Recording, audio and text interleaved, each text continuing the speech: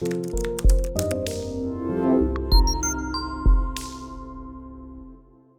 live. We're live. You caught us playing in the background here while we were talking to Tom, but we've got Barry Jenkins from Virginia Beach, Carrie Shaw from DC, and kind of Florida getting in there. So that's cool. And of course, Tom Ferry, the best coach in the industry. So Tom, you have a lot of awards. The thing that stands out the most is that you've always been super kind and approachable, dude. I respect that, man. And I love that. So thank you for being on. Yeah, thank you. I appreciate it. So we were joking for everybody out there watching that it's Carrie, Barry, and Ferry. So it's it's like we got a little thing going on here. We should do this. We could be like a law firm. This is great. Totally. That doesn't drink coffee. We drink mud water. We drink mud only. Yes. There you go. There you go. All right, dude. Well, let's get this party started. First question we're going to ask you is this, and then we'll go off of that. But yeah, every time we talk to you, you have this amazing energy. And every time we've gone to see you, whether it's on stage or in person, small groups, you just bring it every time. How do you maintain that energy? That's what I want to know. Carrie, coffee. That's the best. Yeah. I learned a long time ago that energy is a choice. And I think everyone watching right now, you can appreciate this. Carrie, you're about to go on a listing presentation. Your 4-month-old kept you up the entire night before. It's a $2 million appointment. It's with someone you were just referred to. You don't know them well. You know you're going to be competing. No one cares that you're tired, right or wrong. Absolutely right. So what do? You just go, game time. Let's go.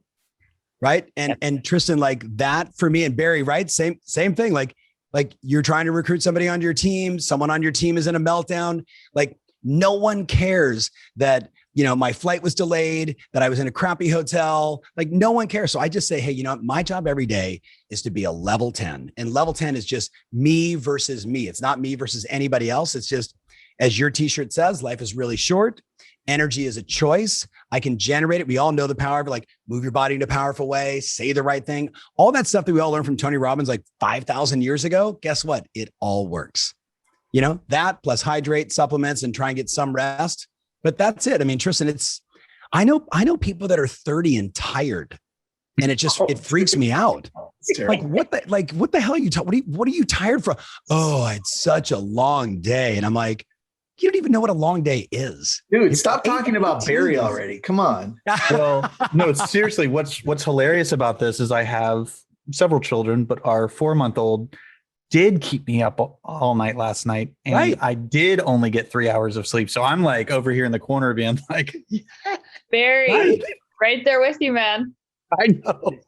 So just for context, I have a 22-year-old and a 20-year-old, and they also keep you up at late hours of the night, but it's a different experience. I can't imagine. It's all the same. I can't imagine. Yeah, it's all. Hey, it's coming, brother. You better imagine it because it's coming. So Tristan, ready? Supplements, hydrate, work out 6 days a week, stretch, yoga, meditate, Wim Hof breathing, right? I try everything. Like I'm not at the Tim Ferriss level of like biohacking everything, but I am that person that if someone says to me, oh, you hurt your back, you should try exome therapy. I'm like, oh, what's that? And then I do a little research on it and I find someone I know that does it. And sure, yes, shoot 10 billion, cc's of exomes into my back. I'm like, I literally will try anything because to me, like the scariest thing on the planet is having no energy. The scariest thing is not having a functioning mind. A scary thing for me is like no longer being curious. Like that for me feels like death. Dude, but you love what you do though, too, right? I mean, that probably plays a part. Right. I mean, and Barry, listen, Carrie, it as an owner, Barry, like family business, right? You've seen the dynamic. Tristan, you and I have talked about it before. Like I'm in the middle of, 3 or 4 ship burritos right now. Like it's not always fun, right? For the most part, it's usually pretty challenging. And by the way, the last 460 days, that's been really easy. But again, I go back and say, hey, if I'm going to be in front of this camera, nobody cares about the stuff that's going on in my world. My job is to bring people value, be my best self, and think about the end user. Like who's watching right now? Everybody out here that's hanging out with us. Like I think about you and I ask myself, how can I be my best for you? And that usually isn't being like, you know what I mean? That's very true, man. Well, which goes into my next question then. And then Carrie and Barry, feel free to Carrie, Barry, or Ferry. Feel Love free that. to chime in Yes. anytime. Here's my next question, because this whole webinar, this whole event is brought to you by Virtudesk, the virtual assistant company. But how do you make sure that you continue to innovate? Because I text you some amazing companies. I'm like, dude, check this out. Yeah. And then you're Thank like, you. oh, dude, I've talked to them. And I'm like, oh, okay, cool. I'm late. But how do you make sure that you continually innovate and check out what's the next best thing? And you fully understand that opportunity. Yeah. So I think for everybody out there, Barry, you were kind of say, hey, you know, obviously what you do, you're passionate about. My side hustle is I'm an investor in now almost 80 different companies, 6 of which have sold like so far this year. Acorns just announced they're going into a SPAC. Like, part of my fascination, for this, of course, I want to invest in companies and I want to invest in people and ideas. But you know what it does, Tristan? It keeps me on the pulse, right? I learn about what's coming up next. And, I join, Abundance 360, Dr. Peter Diamandis's mastermind, and you sit in this room and I feel like a peon in this room. And then I just walk around like with the curiosity of like, Carrie, who are you? What do you do? Oh, I'm a neurosurgeon. I'm transitioning. I'm trying to solve, dementia. How are you doing that? Right. And can we have coffee? Like, you want to meet for a drink? I just stay fascinated. That's the obvious part. But then, Tristan, I spent a lot of time doing good for others. So the law of reciprocity comes back. So whether it's, Spencer Raskoff, when he exited Zillow, texting him and saying, I'm thinking about your partner and what are you going to do next? And I hope whatever, blah, blah, blah. And then when he called me and said, hey, I'm starting .LA, the concept is we're going to do GeekWire, what that did for the Pacific Northwest and the tech space. We're going to do the same thing for the LA tech scene. And I was like, you're raising money, right? Because I'm in. Because that's another way for me to get a ton of access to all these interesting companies. So I have probably 24 people that are like him that I just reach out to and say, Barry, what's new? What's next? And Tristan, you're one of them, because you get the same phone calls that I get. Hey, a lot of people in the real estate space. We think we have a software problem. We have a CRM that's going to be better than anything else, Tristan. How many times have we heard that one? And I literally just like, yeah, tell me more, right? Like, just right. Like, no, you don't. But okay, give me the pitch. We've got AI. Oh, okay. Yeah, sure you do. All right. So I look at that stuff. I think it's just the natural curiosity. I'm fascinated by it. I have this little sign in my home office which says, don't be your dad. And I'm not like razzing my own father. I'm thinking about when my boys walk up to me at 16 and say, you should check out Twitch. And I'm like, what? Don't be your dad. But tell me about Twitch. What's it all about? What can we do with it? Oh, we can listen to EDM, concerts live on our phone. Awesome. This is great. Right. Just staying interested and not letting my mindset get old and closed off. Dude, I love that. Barry, Carrie, do you have any questions? Because I've got one if you don't. No. Well, I mean, for me, I think the listeners, those that are listening, okay, you're listening to someone who's successful, sharing ideas and concepts. But I think I'm learning a lot about mindfulness right now in my own life. And maybe it's because maybe I'm imposing that on what you're saying. But to me, what I'm hearing is like, be very much in the present. Would that be a good oversimplification? Like, be present? It is. It's something that Barry, I have a very active mind. So, trying to do regular breathing. I wasn't kidding about Wim Hof, right? Like doing Wim Hof breathing exercises and doing meditation, whether it's Calm or, any one of these, great meditation apps. And, I'll go back to like Wayne Dyer meditation CDs.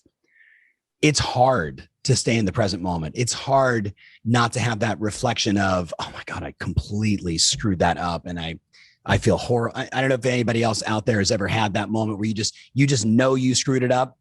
And then even though it was like 2 days ago or 20 years ago, the thought creeps up and your energy changes, trying to block that stuff out and also not be too far forward also, right? I find when I go too far forward, I end up with like 50 different directions versus, hey, right now I need to be in the moment with my wife.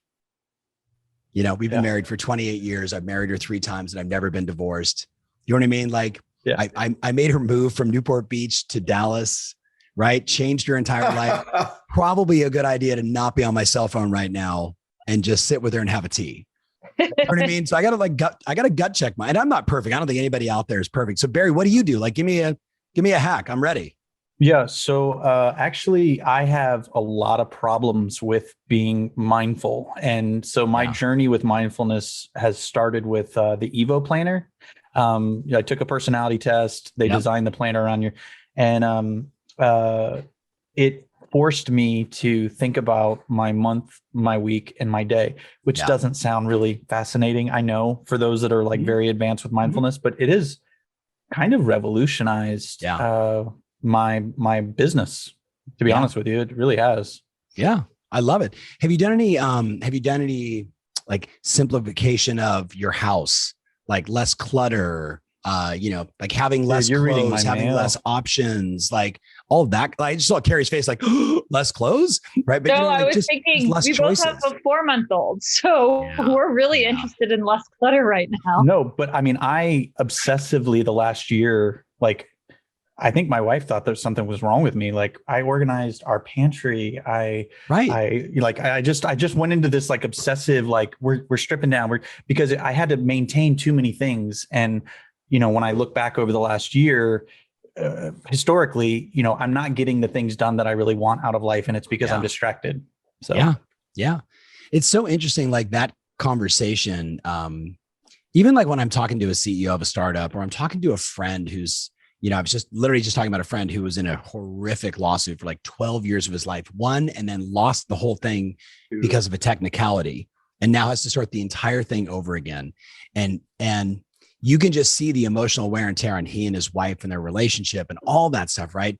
And even then, like the ability to just compartmentalize that and keep your life simple, whether it's like throwing half your clothes away because they don't fit you, you don't wear them anymore, organizing your pantry, making sure there's enough, diapers, which I had to go through that whole thing too. Just all that little stuff that maybe brings all of us a little more calm and peace, because we don't need the extra anxiety of open loops and incompletes and stuff that didn't get done. And oh my God, and I got to get on Amazon and, I just trying to get all that shit out of the way. Well, that's the important thing, dude. Nobody talks about this stuff and they just want to go right into how do I make more money? Let's build a team. But this is the stuff that allows you to grow at the right pace. I agree. Well, and like the next session is on technology, right? And leverage. And so like, I'm going to be like, here I am, Mr. Nerd and digital and all this stuff, but like, I've got a pen and a piece of paper. Like I went back to the basics because I had to center myself, Yeah. So, Carrie, what about you? Have you read anything, listened to anything, anybody inspire you in that? I mean, especially with a 4-month-old, like I just have, being raised by a single mom, you have no idea how much appreciation I have for, you, my wife, my friends that, decided to have a child on their own as a single woman. Like it's very impressive. Thank you. Well, it's interesting that you brought up Tony Robbins earlier, because I used to think something was wrong with me until I had the opportunity to spend a year traveling with Tony. And one of the things that I took away from that about mindfulness is that he said, I cannot meditate. And I went, oh my God, I'm not broken. Yeah. And so I actually found guided meditation. And for me, I had 4 natural births. And I learned how to get so deep into a guided meditation that I could literally fall asleep in childbirth. So it's guided works for me because it keeps my mind focused on something bigger than where I am in life. And that's been huge. Do you know Kelly Howell is? I don't. You should check out Kelly. I'm going to go so old school on you guys. I had audio cassettes, then I had CDs. Now they're just all on my phone. Kelly Howell has 50 guided meditations on anything I'm the same way. Like if you talk to me, I can go into that trance. But if all I have is like whoop, whoop, whoop, whoop, whoop, whoop, whoop, or like, like gong or water. If it's water, I'm like, I should be at the beach right now. What's going on outside? Is that a squirrel? Like I do the same thing. That's funny, man. Do you foresee changing your coaching strategy, guided coaching now after this? So, okay, interesting. So the answer is yes, but I'll tell you why. Tristan, when I called you like 4 years ago and said, hey man, I'm going to change the game of coaching, not like the mechanics of it and the coach client relationship. Like, oh yes, I want Carrie as a coach because she's a rock star, of course. Right. But forever since I was a coach, like in 1992, it was a telephone. Here was the evolution of tech. Then Barry a headset. Ooh. Then we had fax me your numbers. You with me? Then we got to like, teleconference lines that cost you $4 a minute. That was really exciting.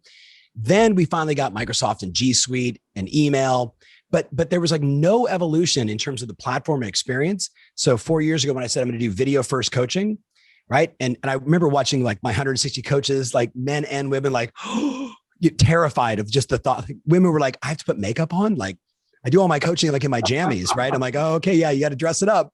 But here's the thing. We just did a study of the last 500,000 hours of recorded coaching sessions.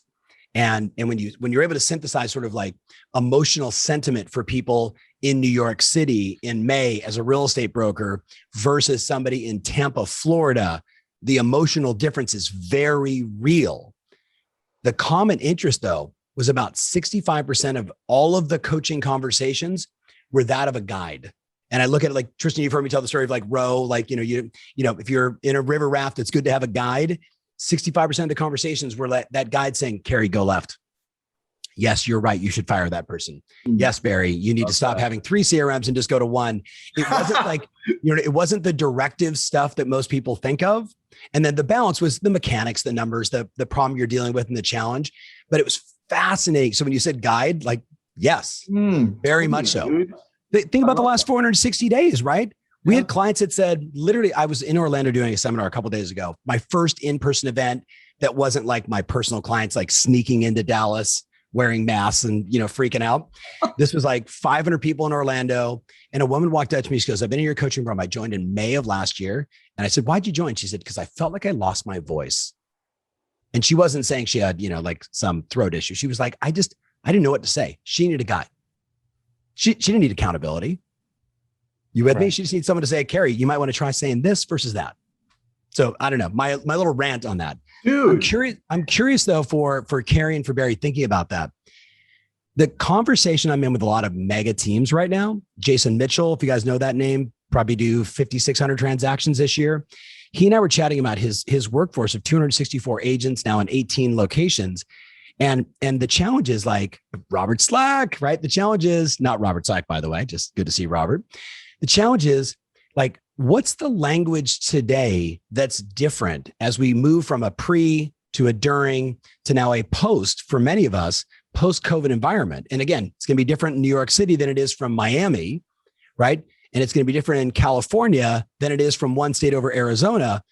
But there is a different voice that I think is required right now, especially with all the costs going up, the possibility of inflation, interest rates still being low. There's absolutely no inventory, all that stuff. So I'm just curious, like, Carrie, what are you saying to your agents to have them resonate with their consumers?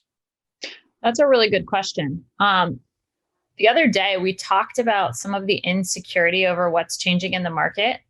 And I actually had them do an exercise because I felt that they were telling me one thing, but what I was sensing from their demeanor was different, right? So what they were telling me was, we're confident that it's the right decision for our clients to buy now versus wait. So that's what they're saying. Yeah. But what I was interpreting from some of the objections they were telling me they were getting is that's not what they were, the confidence that they were articulating to the client wasn't actually resonating. And it's because it was a lack of confidence within them. So the exercise I gave them, which I would encourage all of you to do, I said, go find proof sources. Look at how many homes have been built in your market and look at what was the case in 2008 versus now, because it's not the same. And the more you have proof sources, the more you're going to be able to speak to the person with the insecurities that they have and not just have it be from your perspective and your words, but also be able to provide detailed backup and proof from the way that you want them to have confidence. Because I believe sitting on the sidelines right now is a mistake. And I believe that with all of my being. Yeah. So because I believe that, I embed a lot of confidence in my agents and therefore give them the ability to do that. But it's about really knowing your market and really knowing how to talk about it. Yeah. And not coming across, and Barry, I wanted the same thing from you. I made a statement to 178 mega teams like you guys last week in Dallas. And I said, the fundamental challenge I'm hearing from a sell side or a buy side is this everyone's got the same thing. Why me? Why now? Look, I did it again. Why me? Why you should listen with me? Why you should listen with me? Why now? Here's all the reasons now. And then look, I did it again. And I'm like, I think we need a fundamental shift in our marketing message. You know what I mean? Like if everybody's basically doing the same thing, we know it's wrong. So true. So true, man. Yeah. Barry, what are you doing? Yeah. So, I lost my shirt in 2008, like many did. But I lost it mostly because I was waiting for things to go back to normal. I waited probably 18 months and just kind of sat around. And so this time, I remember March of 2020. So right when this thing started to hit, I did the rally cry. I said, look, I hope things go back to normal tomorrow. I said, but can we just, for the foreseeable future, we're going to act like they aren't. And so now we've got to figure out, what are we going to do? And, at the highest level, we made more accommodations. And I think that, not taking away from the suffering of people last year, because there was a lot of that. Yeah. But for my household, 2020 was the great pause. I found myself, I found my wife, I found my children. Like, they were always there, but I found them. Yeah. And so authenticity, being authentically, connected to the client, has helped us a lot. So for example, the homeowner checks their home value on our website. We don't call them and ask them if they're interested in selling. We find out if they are, but we never start there. Yeah. We start with, assuming they actually don't want to talk about selling their home. And so I guess that's a big idea. We've learned how to be a little bit more in touch with the needs of the person in front of us. I would love, and if you, I'm assuming you've tracked and measured that, and you did sort of a before and after analysis, one approach versus another. Kyle Whistle, who probably all of you guys know, spoke last week in my event, and we're talking about, helping your sales team perform better. And he said, the challenge that most of us do, and he's been guilty of it. He goes, he stood 20 feet away, and he said, imagine I'm trying to putt from over here 20 feet away to make it in the hole. And you give, that's basically, here's a Facebook lead to someone, a brand new agent, right? Try and make this 20-foot putt. And I'm going to give you like 300 of them. And yeah, you might make one, but you're going to miss 299 times, and it's going to kill you emotionally. And then he said, instead, what if you brought him in here? You just got him to make a couple little putts super easy. And his thing was saying, like, it's less about trying to, beat the brains out of this potential prospect client over here who's probably just in the research phase, and they were watching a cat video before they clicked on you're curious about the behavior. You know what I mean? Like, context, right? Right. So whether it's a nurturing campaign or a different approach, his whole thing was like, let's try and bring them as close as possible. So I love that. I would love, like, what's the question that you ask to open? I'm sure that's what everybody wants to know. Like, what's the question you ask? So we send them, as soon as they register, they get a HomeBot report, which I'm sure you know all about that. And it's, I get one on my house. Like, it's really interesting data. So we just call and text, and we just want to know, did you get it, or did it land in your spam? Yeah. And I changed the AI for Ylopo to actually say the same thing. I said, so the text message is, we just want to check. Engagement tripled. AI team has never seen anything like it, because it's just like the person's like, oh, you know what? It is in my spam. Great. And then we just do another administratively oriented question. Right. And that next one is asking them if they want another piece of data that we have. Yeah. And if they say yes to that, and we just keep going. And the culmination of the appointment is to say, I know you're not interested in selling right now. Yeah. We actually do that. Right. However, if you're open to selling in the next year, we want to stop by and look at your house like a buyer and shorten your honey-do list. And we've had a lot of leads that registered and said, like, I'm 6 to 12 months away. And we shortened their list. We're like, oh my gosh, if you just put it on the market dirty, like, you'll make a lot of money. So if you're thinking about this, and they do, and they actually, like, we've listed probably 15 just like that in the last 3 months. Right. It works. So Carrie, I'm curious for you. I know with a bunch of my, like, personal clients, how much has the listing presentation changed in the last, call it 15, 16 months? Where we used to go and be like, here's my marketing, here's what I do, and this is because you knew you were competing. How much has it changed for you guys just in the last 6 months? Well, essentially everything that we were doing at the beginning of COVID changed. Yeah. Right. We went from a very hands-on approach, and we're not so stealthy. We're pretty direct. We have a huge ISA team, and we are the epitome of, we go hard in the first few days when we get a lead, and it works for us. We'll close probably 1,500 transactions this year. Yeah. So I would say I would be very curious to test. Like I was like taking notes on what you were saying, Barry. I respect you a lot, and I feel like it would be very interesting for us to try that approach. Shorten the honey-do list. Got it. I love it. We are like, let us come and help make your life easier. And because we have such a big presence in our area, that's always been our in. And all of a sudden we weren't comfortable making that ask for a while. Our area was very COVID sensitive, extremely. Right. So it was, we changed it to a Zoom appointment. Obviously, we listed a lot of homes by doing Zoom walkthroughs. We had such a large database that we were able to sell a lot of properties without ever putting them on the market. So it was about meeting the client where they were and actually having the emotional capacity to feel for them. Like if they're terrified and then you have an agent who's trying to convince them to have an open house, like that is just not the right approach. So it's just continued to evolve. We're back to trying to really push for in-person meetings before Zoom because we just find them to be more effective. But I would say as a leader, I had to really pay attention to the conversion because the agents would shift back to what they were comfortable with and they weren't comfortable closing on Zoom. So what they would do, we would talk about it. They would be closing their retention or their conversion to a signed agreement was like neck and neck with their in person. And then they'd get comfortable and they'd just be having a chat with the person and that's where it would end.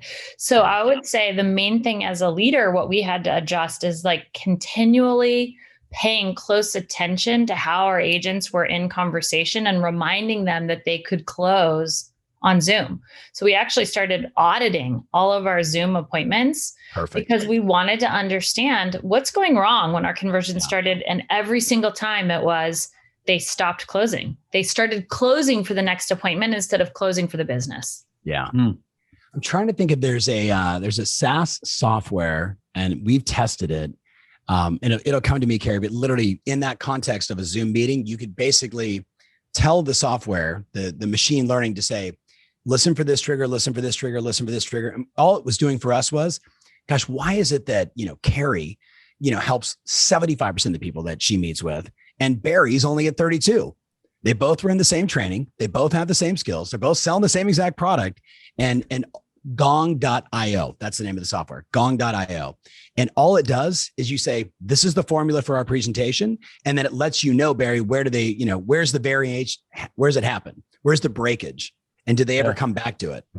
And once you see that, then instead of saying, hey, you need to do a better job closing, you're actually like, no, actually where you lost them was you go into the process here.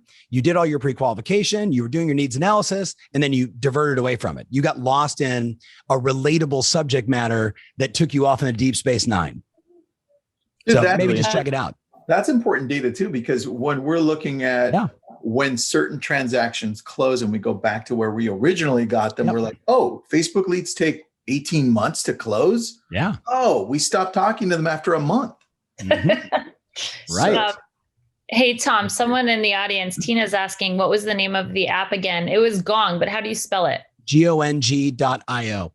Okay, cool. Yeah. And it's not an app. It's an industrial strength piece of software. It's, like I was at SaaStr 5 years ago, and it was the bell of the ball. Everybody was talking about, whether it was Microsoft, whoever it was, anybody that had a sales team that were making presentations, pitches, Zoom, whatever it was, everybody was using it to try and figure out what's that secret sauce of going from 27% conversion to 33% conversion.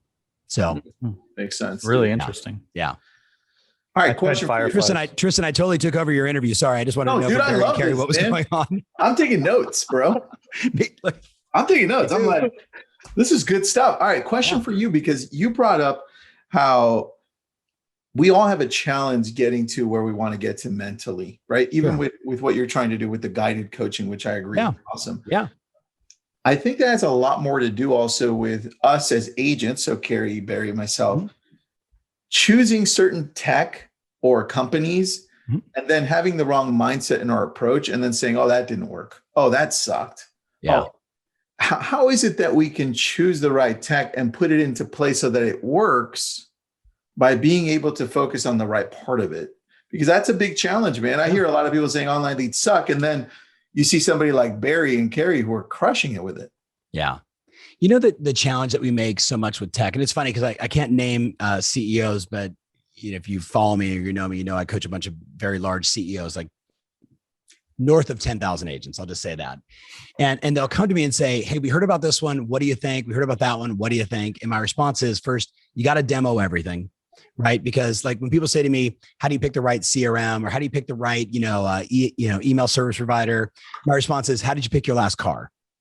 Right. You know what I mean? Because there's 1,000 SKUs of cars and there's at least 50 different CRMs and there's tens of ESPs and there's tens more platforms for everything we want. Right, Barry? So I say you start with, we created an internal document in my company. We call it the Banana Memo. And, I'm always like, that's bananas. And bananas for me is like, this is a serious, like Carrie, you're the best. You are bananas, right? Like it's definitely like a love language thing for me. So we wanted to create this iconic process because with 350 people inside the company, that's a lot of opinions. It's a lot of people coming in, coaches and clients and saying, you need to check this out. And hey, Tom just got a pitch by this new company. What we didn't want to do is just have any one very loud voice come in and say, we're switching to this. So we created this iconic process called the Bananas Memo, where we're like, okay, what is the pain point or problem we are trying to solve? Right? That's the first question. Okay. Why are we trying to solve it? How will you know that it's solved when it's solved? What are the people and the resources, like people and money required? If you're only allotted 3 OKRs in your division or in your team, does this support one of the 3, or are you adding a 4th OKR, or are you dropping one? And then at the end of the day, we do the RACI, which is like who's responsible, who's accountable, right? If you guys are familiar with some of these decision-making processes. And what's happened is, people will, instead of going, this is a great idea. Now we're like, we'll do a banana memo on it. They're like, maybe it's not that great of an idea. Right? Like if they're willing to do the work to show, to say, Tristan, this is why we should do it, then I think every individual agent watching, you need to have a better process other than I talked to Larry in my office and Larry said it's good. Does that make sense? That makes total sense, bro. I want the recording because I need to write that down. I love it. I was going to say, yeah. Carrie, just email or text me and I'll send it to you. We have like 6 iconic tools that, by the way, these tools are not easy also, because you're going from how we've always done it. Hey, we're a consensus-based, data-driven meritocracy. And then I realized consensus doesn't always happen when you have a 15-person management team. And so we needed to get beyond that. So now the Banana Memo is the beginning, right? Then it goes to RACI. And you've got like these 6 different tools because like all of you watching right now, there's 8 million ideas. Dude, how do you know which ones are actually right? And then will you actually put the time and the people and the resources required to get the maximum results? And in what time period? Do less, but the shit you do, make it count. That's how you build a great business. Well, dude, that's the biggest challenge for real estate agents and for solopreneurs. We're trying to do everything on our own. By the way, I just texted Barry. I said, dude, you need that banana thing for sure. So banana. You need a banana. This was actually really cool when we were in the middle of like doing virtual events for tens of thousands of people and you send them these, right? So you're like, hey, was that a good idea? And they're like, that's bananas. So good, dude. So question for you in regards to this growth, because agents sometimes never grow past 1. And that's okay if that's what they want. It's okay. They actually, Tristan, they actually do, because they've got a broker, right? Someone like Tracy that's there guiding. They've got a sales manager. They've got an in-house transaction coordinator. They got their escrow officer, their Logan officer, their closing. Like nobody is alone in real estate. But sometimes they make it feel for themselves that they are, right? Sure. They're like, oh, you know what? I can't do this. And they forget that they have a TC or a broker or something. You run a large organization, man. It's a business. And I think we can all learn from it. I want to know what that organization chart looks like. Like you have so many ideas. You move really quick. Yeah. Right? who do you punt your ideas to be like, hey, dude, work on this. Hey, dude, work on this for marketing. Hey, social, do this. Hey, let's do this. Because I'm assuming you have a ton of people. What does your top layer look like? Tristan, who's like over here behind the camera, is like raising his hand, like, yes. So if you would have asked me, a while back, I would say, I just walked in and said, hey, I got an idea. Let's go. It's good to be the owner. I'm conditioning myself around the Banana Memo, right? Like, hey, if it's a really good idea. No, it doesn't mean like, hey, are we going to do a summit or not? No, we're already contracted. We're going, the event's going to happen, right?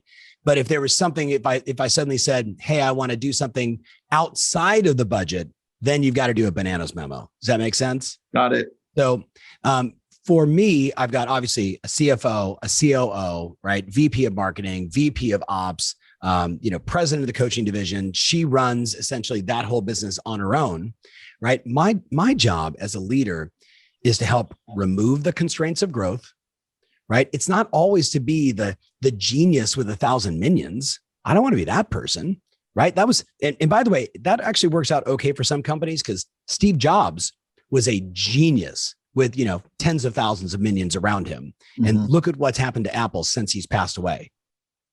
You with me? You could almost say Elon Musk, right, is the same way. Contrast that to the genius of all things Amazon. It was about having all of those extraordinary people in place doing the right thing with a common mission. That's the kind of business I want. Yeah. So I want to be innovative and I want to be creative. And Barry, I want to pick your brain and find out what Carrie's doing and what's new with Tristan. But then I take it back to the team and say, okay, I've heard these new things. Where does this add up? Should we write a Banana Memo on any one of them? Or is it just, let's just make sure we all stay informed? Does that make sense? Dude. Yeah. That's like sexy, bro. It's doing, and everyone listening, it's highest and best use. The highest and best use of my time is to coach, create, connect, and contribute. That's it. Right. If I'm not doing one of those, Carrie, like I'm not in my lane. You with me? Like if I'm like, okay, let me see if I can engineer some stuff. Not even going to happen, right? Like I could barely use my iPhone, right? So do you know what I mean? Like, but teach me the new app and I want to learn that and all that stuff. But like the truth is even like booking a flight is not the best use of my time. That's why I have an assistant. That's very true. You with me? And I think when you figure that out, it doesn't mean I work less. It just means the stuff I work on really matters. So what is that stuff that you're working on that's like your one thing that you're passionate about? What is that? People. So again, coaching, whether it is coaching up a manager in my company, a CEO calls and says, hey, Ferry, got a minute, right? Like Carrie, got a minute as a manager, right? Got a minute? And you're like, no, but I have a bottle of whiskey and an hour and some tissue, right? Like, sure, let's do a therapy session. So I do a lot of those kind of pro bono because it's good for my relationships in the industry. Then I have my personal clients, then I have my management team, then I have my 20-year-old son who just like on a whim said, I'm not going to play tennis this year for college. I'm going to become a wholesale mortgage broker. And I'm like, what is that? He goes, I don't know. I'm trying to figure it out. No, I actually knew, but I was like, what does that mean? He's like, I don't know, but they're going to pay me money. And I was like, they're going to pay you money? Awesome. Have fun. Let's go at it. But, he'll text me every day and say, how do I deal with this? What do I, so I think I'm always in that kind of coach mode, but then I have to have time for research, study, reading, listening, watching, observing, interviewing. So it's about organizing my schedule to be able to do all of these things. And, again, the advantages of travel gives you downtime that for me is uptime. You with me? Open up my laptop, dig in, do the research, do some Facebook posts, text some people that I've been wanting to pick their brains up. So Barry, you said it earlier, like it's all schedule, right? Like I'm old school. If it's in my schedule, it exists and it happens. If it's not in my schedule, I don't even know what day it is. Like just forget it. Right. Sure, dude. Right. What do you use as your schedule, Tom? Just regular digital? Microsoft Outlook. Like that's it. I mean, like I'm sure it's connected to 8 million other things, but like, that's all I need. I don't need it to be complicated. I just need to make sure that the stuff that is in my schedule is in my lane. So what's the lesson for everybody else out here? Whether it is a virtual assistant, whether it's a transaction coordinator, whether it's going to your manager, whether it's partnering with your loan officer, you have people, whether it's your 15-year-old who would like do anything for a bag of weed, like you have to just be more resourceful, right? If you're more resourceful, then you'll ask for help. If you're more resourceful or maybe less egotistical, and I don't mean that to be confrontational, but if you're less egotistical and you get out of this, I can do it better, nobody can do it better than me. I mean, I was in Orlando a couple of days ago. Carrie, I can take the seats and I can organize the seats in the 500 room theater. I can organize those because I've done it before for 31 years, but it's not the highest and best use of my time. Yep. You with me? The best use of my time is like meeting and greeting and talking to clients and hanging out and making sure that my deck is ready and like delivering. And sort of metaphorically, I see a lot of agents that are like licking and sticking. They're trying to, learn the software versus saying, I'm going to outsource this to a VA and say, here's what I want you to do. I'm going to give you access to my iPhone, to my iCloud account. I'm going to film things on my iPhone every day.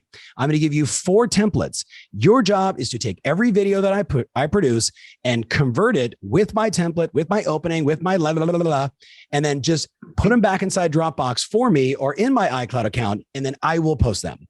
And then if I'm really smart, I say to them, here is access to conversion.ai. I want you to go ahead and look at the title of the video, create the title of the video based on what conversion.ai or TubeBuddy says, have them do it all for $500 a month. Does that make sense, everybody? And you can do this. You could say same thing with my transaction. The only thing you can't really delegate is relationships.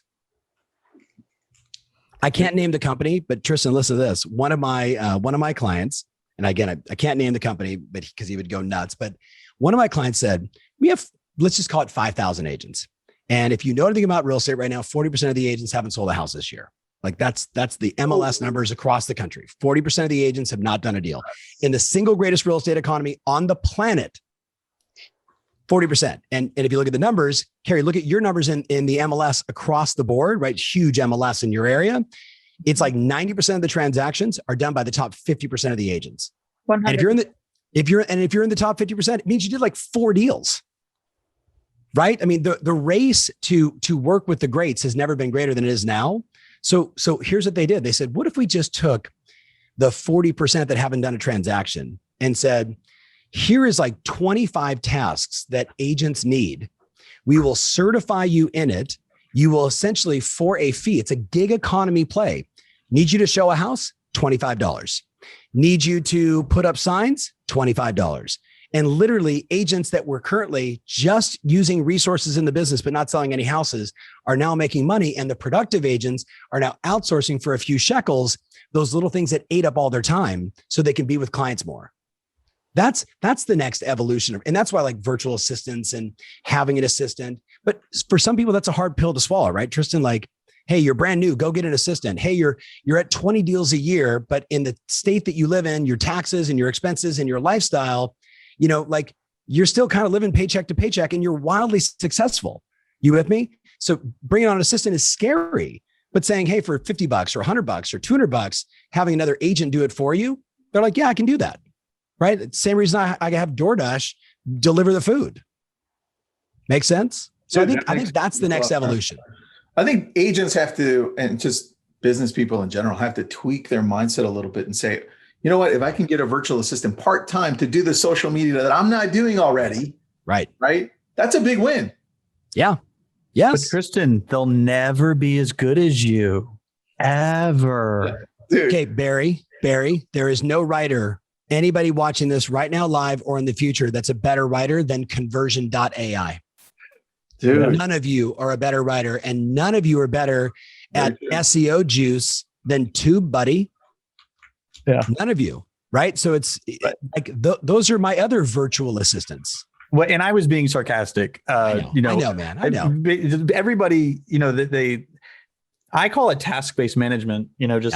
Hey, could you do these 2 things? Check in with me at the end of the day. Let me know how it went.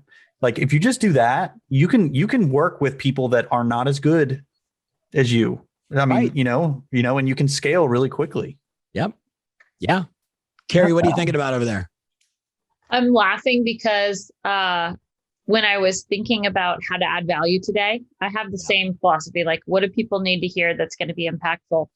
There are so many people that get stuck with whether they're trying to outsource the buy side or the list side. Mm-hmm. They need me. They ask for me. And that's an ego. That is not, it's just not a fact, because you have people sitting in front of you that have succeeded. And it's not that my clients don't love me. They do. I have deep relationships with them that have lasted a long time. But when you evolve to the next level of thinking, they trust my ability to have a duplicatable process and have a team that's well trained. And they also trust my ability to identify talent that cares deeply about their interests. Yeah. And that's what's missing in delegation.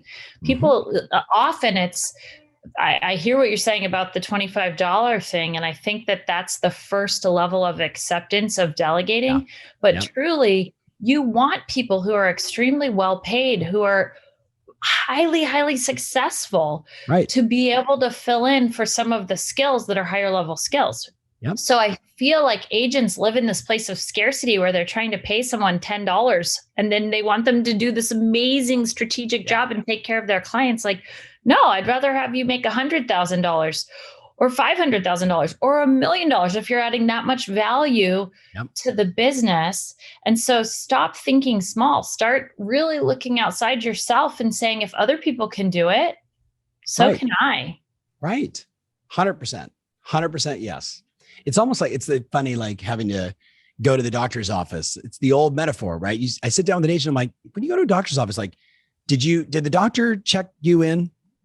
Did the doctor say, here, please fill out this paperwork? Did the doctor put you on the scale? Did the doctor do anything other than make you wait for 15 or 20 minutes before he or she walked in and said, all right, here's your prescription? And then did the doctor fill the prescription? Did they bill you? No, they did their highest and best.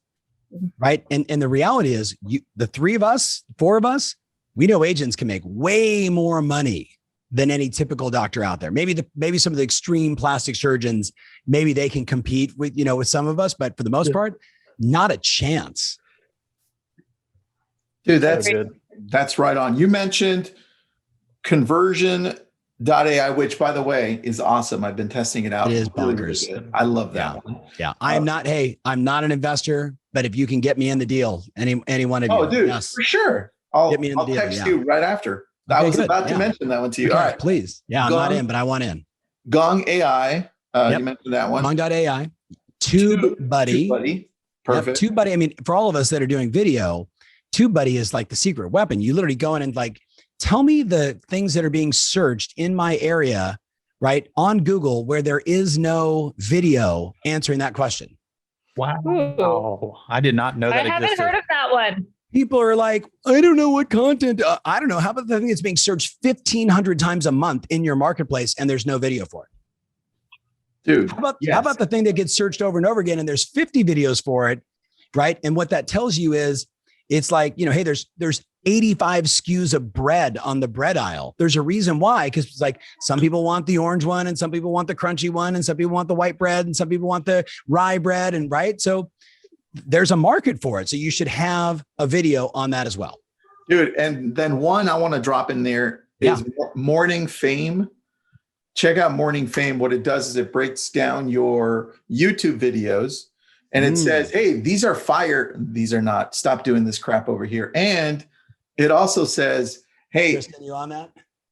Based on, I'm sorry, I'm looking at Tristan, one of my main producers and managers, like, hey man, you on that? Morning Fame is amazing, dude. It also says, hey, based on your current video, let me give you some other suggestions on titles and analytics. Here's everything you need. I'm like, dude. What's that again? Morning Fame. I just put it up at the bottom there. Thank you. And then also, I was still taking notes from the last thing. Guys, this is awesome. And then the last one, obviously, Virtudesk. It's my Virtudesk is bringing whole sponsored by this whole thing. Big shout out to Pavel and the team. Right. Absolutely. Yes. I'm telling you guys, just the idea around a virtual assistant that manages, you take photos, you do your videos, you create your snippets, you're just on your phone, and then you just upload them to your iCloud account. You give your virtual assistant access to it. You give them 5 to 6 frames of how you want your videos produced. They come back. And you're like, oh my God, look, I have all this beautiful content. Now I can just keep posting it. And then whether it's conversion.ai or your own text doesn't make a difference. It does, but just one step at a time. Get more content out there, do it virtually, right? Do it through a VA. Dude, yes. All right. Adam says, hey, you're throwing out all these names. Can you just put it all in one email for me? Yes, definitely will do that. So I thought I was getting. Adam's a good delegator. I don't even want to take notes. Could you just write all this stuff out for me, Tristan? If you're doing that for Adam, will you send it to me also? Yeah, me too. I'm like, please, I'm like over here. Guys, we'll send it out to everybody. I just used conversion.ai this morning. Yeah. It has a review response. So you copy the review and then it writes a response. Cause I always say the same thing. Oh, that's so nice. Thank you so much. And it just gets, yeah. But they're really good. It's odd. So Jason Pantana, who many of you have met, who's like leads all of our marketing events. So he's coaching Gary Gold in Beverly Hills, and Gary lists like some $360 million new house. And Gary's like, I'm really struggling to like write the language of this property. And Jason's like, hold on, just opens up his laptop, says, tell me about it. 14 bedrooms, four master bedrooms, park view, lake over the all like everything feature oriented about the house. And on conversion.ai, they have listing description as one of the boxes. He just fills in the feature, hits go, and then he reads it to Gary. And Gary's like, could you send me that? And he's like, sure, copy, paste, send. It's bonkers. It's going to save you guys a ton of time. Tristan, if you can get me in the deal, get me in the deal. I just texted John Kirker, so. Thank you. No, I know John Kirker and Robert Stover are the guys that called me like 5 weeks ago in Miami. And Robert was my first NLP coach. John Kirker, call him Across the Street Productions. He grew up across the street from my wife. Oh, yes, I've known Kirker forever. Yeah. All right. Well, there you go. I'll also text Carrie, Barry, and Ferry. I'll text all of you together. Yes. KBF, Carrie, Barry, and Ferry. That's the best. Tom, anything else you want to add? You got a minute. No, I would just say to everybody else out there, look, I'm assuming because you're watching this, that you are a part of that 60%. Understand this, the flight to quality is very real right now. The flight to quality is very real. And at the same time, I'm going to make a prediction. I'll leave you guys with this. My prediction is the next 2 to 3 years, 50% of every transaction in the US will have a 35 to 50% referral fee associated to it. So the question for all of you is, how are you going to defend your position? How are you going to defend your position? And what are you going to do to really put your brand on steroids? Because the flight to quality is where people are going. And if you're not branding yourself properly, if you're not using Google and other tools to really defend your position on a hyper local level, that's the only place you can beat these people. And I'm not busting the chops of Homelight and Quicken Rocket and Zillow and everybody else. Like, they're just doing their thing. But you can beat them on a local level, even if you're aligned with them, as many of my clients are. If you don't do it, you're going to be working twice as hard for half the pay. That's the bottom line. So think about how you're going to do that. And Tristan, I can share with you later, like, here's the 8 things that we're recommending to clients, and you can share it with your peeps. Dude, definitely, bro. I'll email blast that out. And Tom, thanks again for your time, bro. Yeah. Thank you, man. Tristan in the background, you rock, buddy. Yes. Carrie, Barry, appreciate it. Keep up the great work. Let me know if I can help. Tristan's got my cell phone, etc. The Robert Slack is up next. I see the king. Good to see you, my friend. Good to see you, Tom. You soon. Thanks so much for being you, buddy. Take care, guys. Appreciate it, buddy. All right, dude, it's kind of good. We're bringing it all together. All of us are bringing up some value. And I think we've got Barry Jenkins next. So Robert and Carrie, feel free to stay on. You guys are all perfect. Is that the Barry Jenkins? It's the one and only. Really? Yeah. There's actually another Barry Jenkins. He's a director. He steals all my Google juice. Like, if you Google the name Barry Jenkins, and we look nothing alike. So I can't even. I just watched one of the movies he produced on Amazon. I was really surprised. Pretty good. It was really good. Did you think of me? I'm waiting for your new book to come out, Barry. That's what I'm waiting for. Yes. New book is with the publisher. I was told early on in my career that I was too nice for sales. The title of the book is Too Nice for Sales. And it's stories from my life and what it taught me about how I created all this stuff. And, the approach is why Lopo hired me, because the top of funnel leads we crushed. And so I'm not I think I got C's in English. So I'm not like an expert writer, but I'm just sharing my story. So. But you leveraged it out, dude, right? No, I wrote it. You wrote it out, but you're not editing it. You're not publishing it. Oh, no. Yeah. I hired people to edit and make sure yours were right and my twos, two, all that stuff. I would relate more to it if you just left it the way you wrote it, Barry. That would have been best. Like the way you picked my name, Stories from My Life. Mine comes out in 5 volumes later this year, So. 5 volumes. That's a great legacy, Robert. Volume 5. So good. All right, Barry. Well, look, let's get right into it. You run an amazing team out of Virginia Beach. It's like a team / brokerage under Better Homes and Gardens. And it's you and your family. Can you tell me about the organization behind it and then do what you're going to do? Yeah.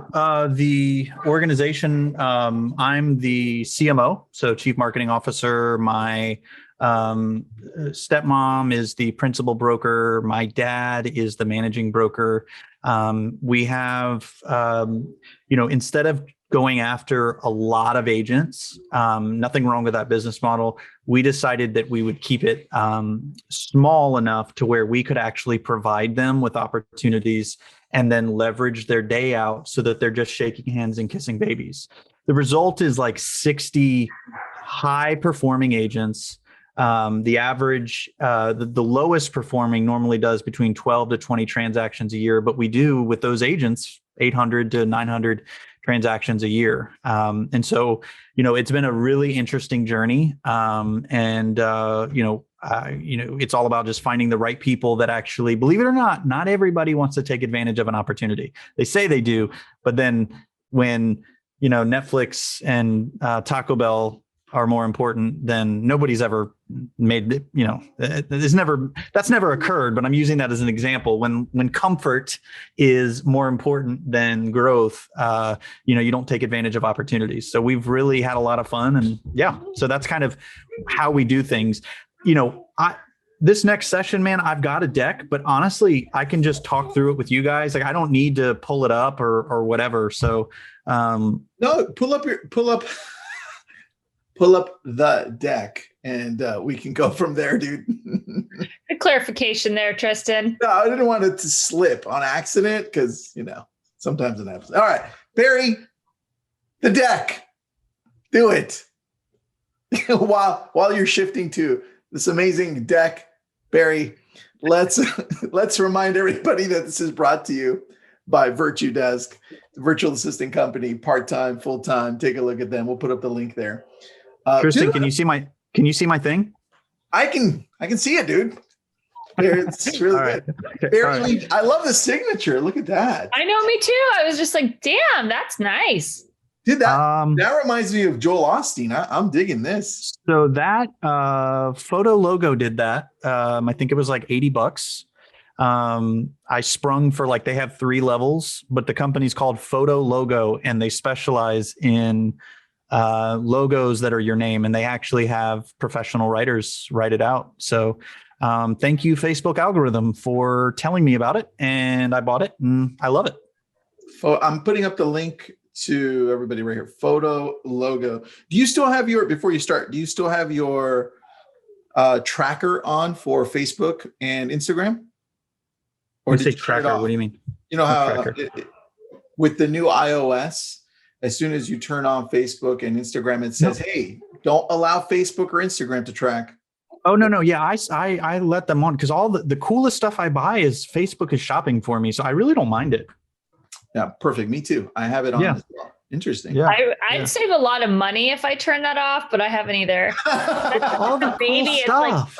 Doesn't your baby need this? So it won't have any issues. It's like constantly bombarding you with safety things. I'm like, oh, I need the de-choker. Dude. 131 babies were saved. I've got to get it. I go to my wife. I'm like, honey, should we? The de-choker was recently, I said, do we need this? She was like, the chances of us having it, she's like, it's okay. She comes from a very humble background, so she keeps me grounded. That's good. I accidentally got the adult one first, and now I have a de-choker for me and the kids. That's good. All right. Hey, back to you, buddy. Back to you. No. It's all good. Honestly, this is probably way more interesting. All of us just being authentic and sharing. And dude, I'm sure Carrie and I will chime in anytime there as you're going. Please do. Did you forget to put the slide for the de-choker in there or no? I did. Yeah. Okay. So let me share Oh, there's people in the audience. Matthew has the 2 kinds of the D choker too. There we you go. I'm not alone. I'm not the only Carrie. sucker. Carrie, probably an accident, purchased the wrong one the first time, and they're like, damn it. All right. You guys ready? We only see half of your screen. Are you for realsies? Yeah. All right, hold on. Looks like it's just zoomed in just a little bit. Zoom it out. Don't worry, we got you, man. That's why Carrie and I are here. Yeah, we're here. You know, I tell you, whenever Google Slides does the presentation mode, I just feel like I lose all control. Why don't you? Know what I'm talking about? Yeah. So if you Kat saying press command. You got it, bro. All right. Can you guys see it okay? I see you, buddy. All right. Let's okay. go. So leverage to me is being in more than one place at a time. All right. And so when we talk about leverage, it doesn't matter if you're running a high level company or you just got your license last week, you want to be in more than one place at once. And for me, it all started in 2016. I fell in love with, and I recently learned how to say its name, Zapier. I always called it Zapier, but it's apparently Zapier. And Zapier is my digital duct tape. And you don't need to know how to program. You just need to want to connect stuff together. And, something that some might be surprised by, I actually don't enjoy it. What? Dude, I thought know. for sure you spent hours on the back end of this stuff. I do not like it. I don't, but it's because I hate hard work and failure more. Now you sound like all the other engineers out there. They're like, we're trying to find the shortcut to everything. Right. So I'm going to give you guys my super not impressive approach to how I leverage. Basically, if I'm annoyed by it, I make a mistake. If there's bottlenecks in my business, if a failure occurs, if I'm confused or bored, I'm going to try to find a way to have something or someone do it for me. And for those of you that have, I wanted to start sharing immediately because during the first session, I saw people saying, okay, they didn't say it this way, but what about the people that, we're not floating in cash. We can't buy all these apps. What do we do? Right.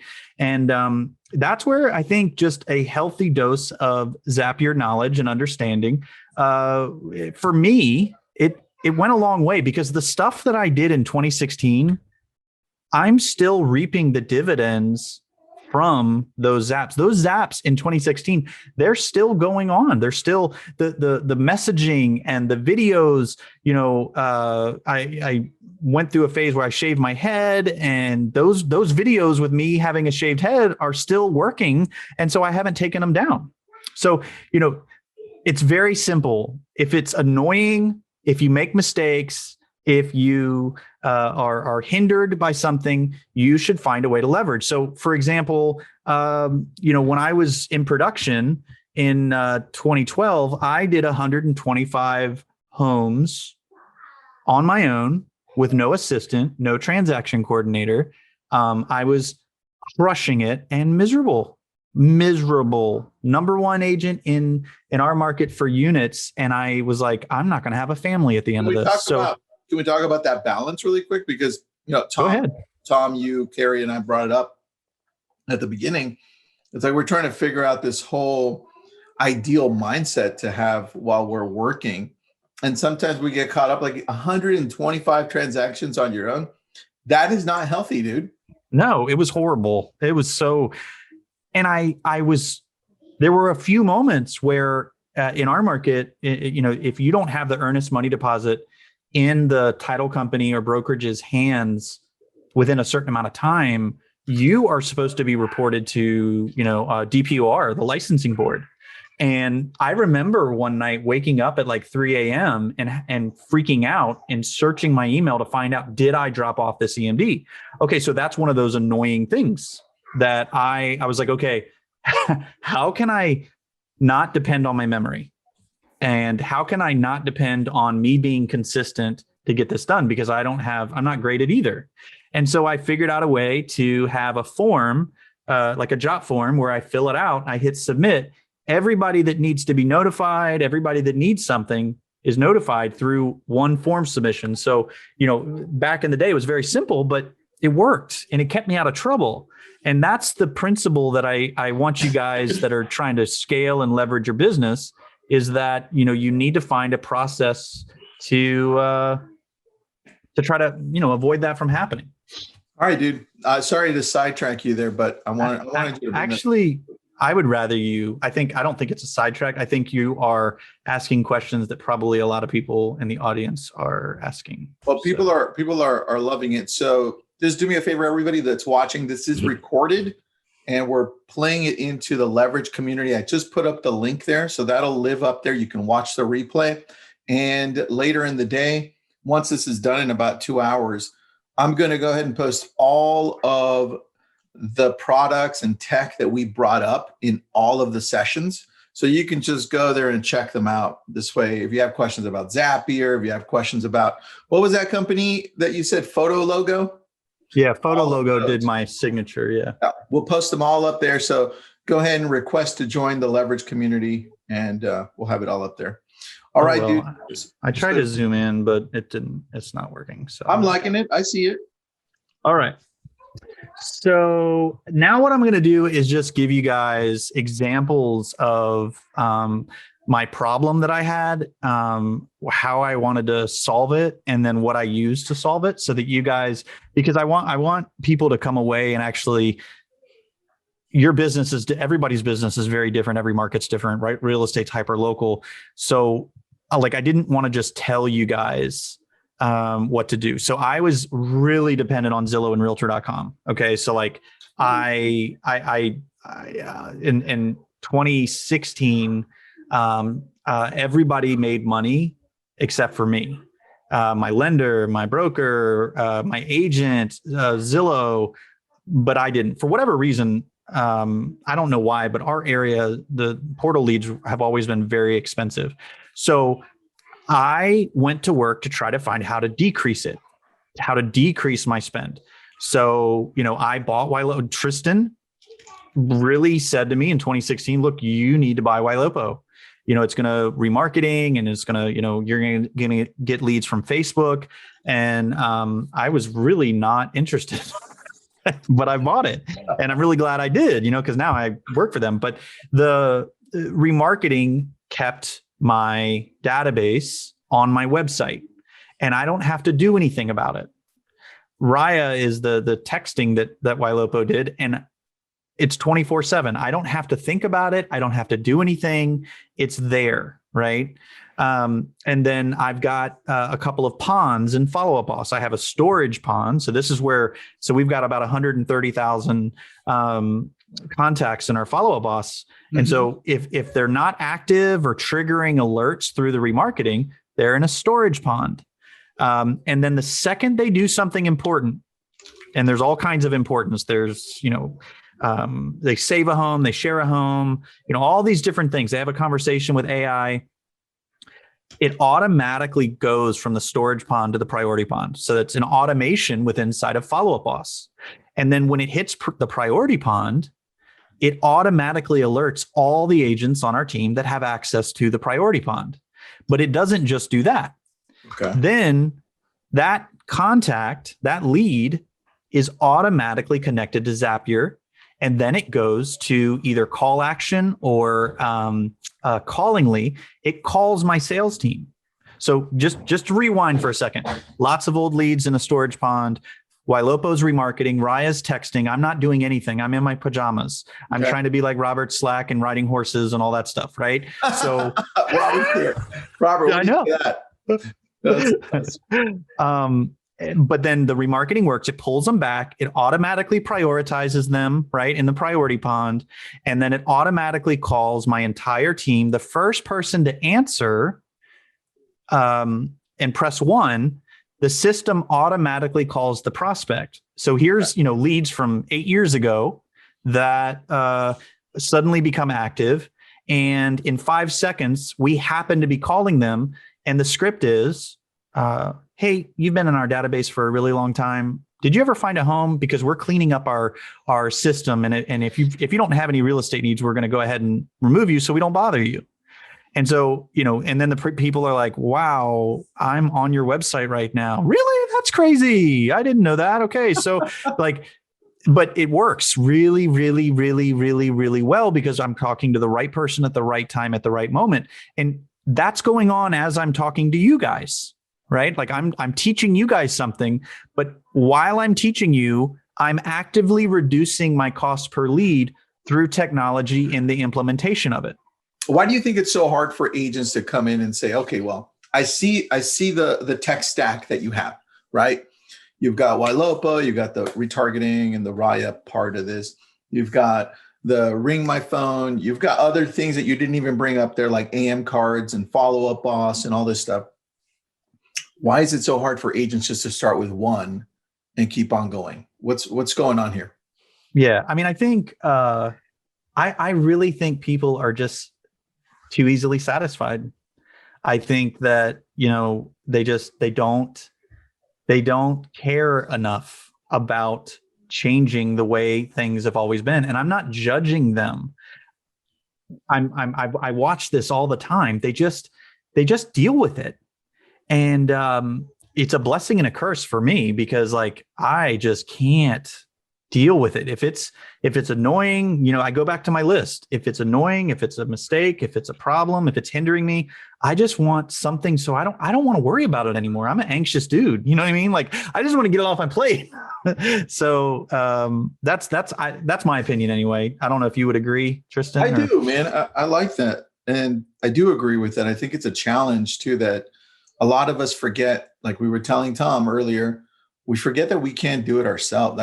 We can't do everything ourselves. It takes a massive team, technology, leveraging people to be able to grow to where a lot of people are envisioning they want to grow, whether it's an actual team, right? To have an organization like Robert's, right? Or just to be a single agent, but be able to feel to the consumer that you're everywhere, like what you're doing right now with what you're showing with that text. Right. And I think that it takes a lot of hard work. And I think people forgot that it takes work, man. It takes leverage, whether it's tech or people, right? It could be both or it could be one. So I have a question for you, Barry, and the same question for Robert a little bit later. That's what are you looking at next to hire talent-wise? Who is that's going to fit into your organization? Yeah. Well, for me, I went all in with virtual assistants. I mean, and there's a slide on it, but we have 7 now, and each has their own unique function. My shtick, the reason why people come to our brokerage, which is a traditional brokerage, but the reason why they see value in it and they don't mind sharing their commission with us is because, let's say the normal transaction takes 100 hours. Well, most teams give the deal to the buyer or to the agent, and the agent works 100 hours and splits their commission. So their hourly rate is cut in half. For us, yes, we're splitting the commission, but because we're leveraging their day and they're not having to do everything, they're instead of 100 hours, right, it's 50. And so now they get to decide because now their hourly rate went back up. Do you want to work more or do you want to go spend time with your family? But that's why agents that have been licensed for 10 to 15 years will come on my team, and people will say, why are you going on a team? Because normally it's a demotion in your business. You don't want to be on a team, but when you're leveraging their time, it doesn't have to be that way. That's so true. I don't even know if I answered your question, but you did, which goes into my next question for a lot of people listening in. They're like, well, this is a little overwhelming. Why? I don't even know where to start. And it goes back to my question, where do people start? But let's say they're not techie, dude. What do you do? How do you continue to evolve without understanding what you need to do on the tech side? I think that's where we bring in either somebody that understands this fully and we hire them, we take a dive into hiring a part-time person, somebody who understands this, or what's the other option here? Barry, where do we start? Well, So it's funny. So email, like I don't understand email, DNS settings, CS names, like all these weird little things. I don't get it. And I really don't want to get it. Like I tried and I'm just afraid I'm going to break something. So I hired somebody on Upwork from Ghana who had 300 5-star reviews. That is a G Suite. Like this was over the last 48 hours. And he found some stuff that was like really, really wrong with the way that we had our email set up. And I think it's going to cost me like $200. So is that going to increase your deliverability of emails? Is that why you hired them? Yes. I wanted to leverage SendGrid even more. And apparently I broke a lot of stuff when I tried to do it myself. And so I just went on Upwork. Stuck, Barry. That's why. Yes, at a lot of things. But but I'm like, I was telling the but truth. I know that. Yeah, I know that. I'm joking. That's funny. Chris said we nailed this question. Look, for everybody listening in, and I'm glad Robert's here because we all suck so bad at a lot of stuff, and we've hired out to our weaknesses, and we're trying to, just like Tom said at the very beginning, we're trying to stay on our lane and figure out exactly what we're amazing at and only do more of that. Because the moment Barry starts trying to figure out how his email's working and the SMTP crap and all this other stuff that I have no idea on, that's where we start failing. It's like, really, do we want to be there? Like Robert digging in the weeds in this company, trying to figure out how the database works and retargeting, that is definitely not what Robert needs to be doing. Right. I realized when I was 3 months into selling real estate that I kind of sucked at it. So I needed other people to do it, so. John Maxwell has a book, Failing Forward, that I read when I was, I think 19. And he said, most people are only good at like 3 things, but our culture teaches us to be well-rounded and to be good at everything. But if we focus on the few things that we're actually good at, we'll find true success. And that impacted me because I was very aware of what I was bad at. That's true, man. I love that. And that's so good. I think because part of the culture that we're in is like, it's so ultra competitive and it feels like we have to know a lot of things. And the fact is, when we focus on the high achievers, they're so focused in on what they're great at that they make everything else look amazing because they've hired the right people.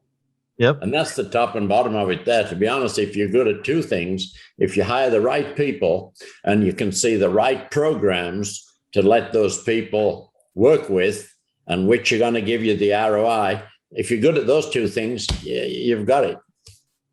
Well, and Robert, how many homes are you guys hoping to sell this year? So we'll be about 7,500. 7,500, right? Yes. Yeah, Okay. We'd like to do more. We need to do more. We're kind of sucking a bit at the moment, So. Dude, you're falling behind, man. Come on. I know, I get it. I'm just saying, like, I for anybody that has been under a rock and doesn't know who you are, I wanted them to know that, like, you kind of sell a lot of houses. So and but we've been doing this for 6 years, Barry. We need to be selling a lot of houses, so.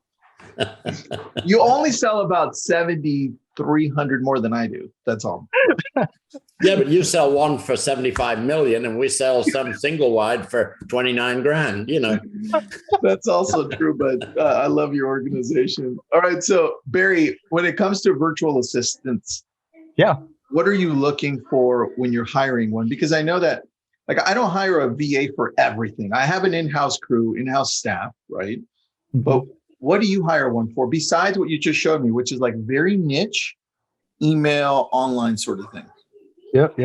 So let me look. So if you think about the people that work in your office, you've got good employees and you've got bad. And the bad employees are limited a little bit by being bad just by physically being around others. If they've got bad habits, if they're lazy, if they steal, they have to hide it. And at least they work a little bit. But when you work from home, I feel like the good and the bad are magnified significantly. Like I have 3 degrees. 2 of them I got from home, right? Before online school was popular. And it made me grow because I wasn't distracted. I was at home and I could just do it on my own. But then others flunk out when they're doing it from home. They need that social pressure. Well, I have all 6 of my virtual assistants are in the Philippines, and there have been numerous occasions where I had to let people go. Numerous. And hold on, Barry, is it because you sucked or is it because they sucked? They were dishonest. Okay. And I'll trust you until you give me a reason not to. But I'll say that I use Time Doctor to manage them, and it takes pictures of their screens, and you can give them tasks. So when I hire somebody, I used Time Doctor 2. That's very confusing, by the way. There's 2 versions. I use the second version. It's that is not good about it. But once you pick a version, you're good. And it takes pictures. Then you have projects that you give each VA and tasks within that project. And then when they're working on whatever you tell them to do, they select, okay, Barry wants me to do this. They click it, and now it takes pictures. And then it integrates with my payroll software, Gusto. Mm-hmm. So then you just click a button and it, sucks it all in there. And before you know it, I've got a web designer, a graphic designer, 2 ISAs, and 2 transaction managers. All right. I'm going to put the link to yours there, Barry. I just put the one I use. It's called Timely. Check out that one. And what was yours? Time Doctor, you said? Yeah. Time Doctor. Timely, huh? Yeah. Why is HubStaff another one? It's really smooth to use. Timely, dude. That's why I switched. We were using Time Doctor a while ago, but we switched out of it.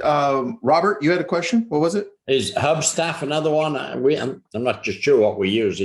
I delegate that part of it. So, yeah, that actually is another one. So we've got 3. HubStaff. You got HubStaff, Time Doctor, and Timely. So we're going to put those in there. I'm going to check Timely out. I did not know about this. So yeah, I'll check it out. Yeah, it looks really cool. That's the good thing about these webinars. We find out all the stuff that Tristan's using that we should all be using.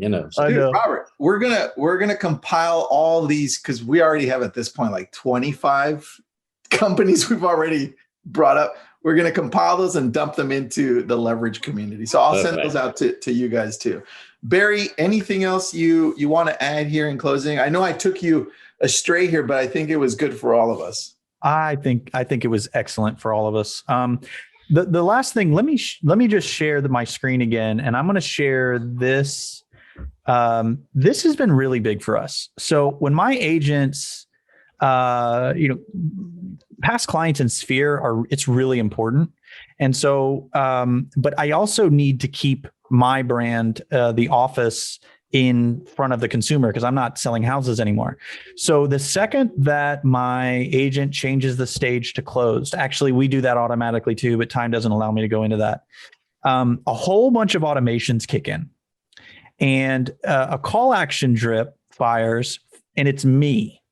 Hey, this is Barry, the chief marketing officer. My agent probably didn't want to bother you with this, but we're having a contest. And if you'll review them and put their name in the review, they're going to get an entry. I'm about to text you a link, and the link goes to my Ylopo because, automating reviews, you're going to get a lot of good and bad because not everybody's happy. But Ylopo has a review filter. So it's a gated review. So if it's 4.5 stars or less, it goes to a form that they fill out, and then I get an email.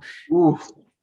4.5 and above, it goes to a landing page where I put my, the things that I want reviews on, which is my Google page and Boast, like a video platform, so I can get video testimonials. Do you, on that, really, I'm going to pause you on that because do you also send out anything through AM cards when you get like a 5-star review? Yes. So when we get the review, we use AM cards.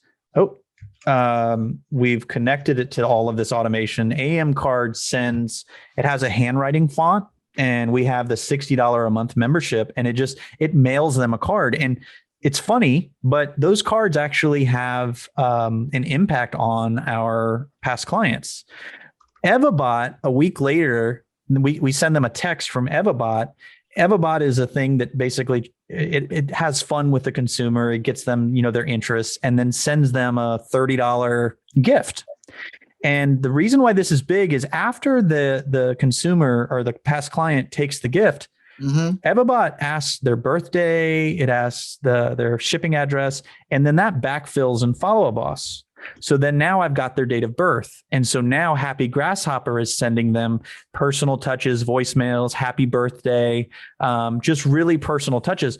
All of this is happening automatically. This has been a big deal for us because it's increasing my agents' sphere, referrals, and it's all done. Like, I don't have to do anything. I set it up, I turned it on, I walked away from it. And that's why that kind of stuff is important. All right, dude. Last question from somebody here on AM cards, only because we brought it up.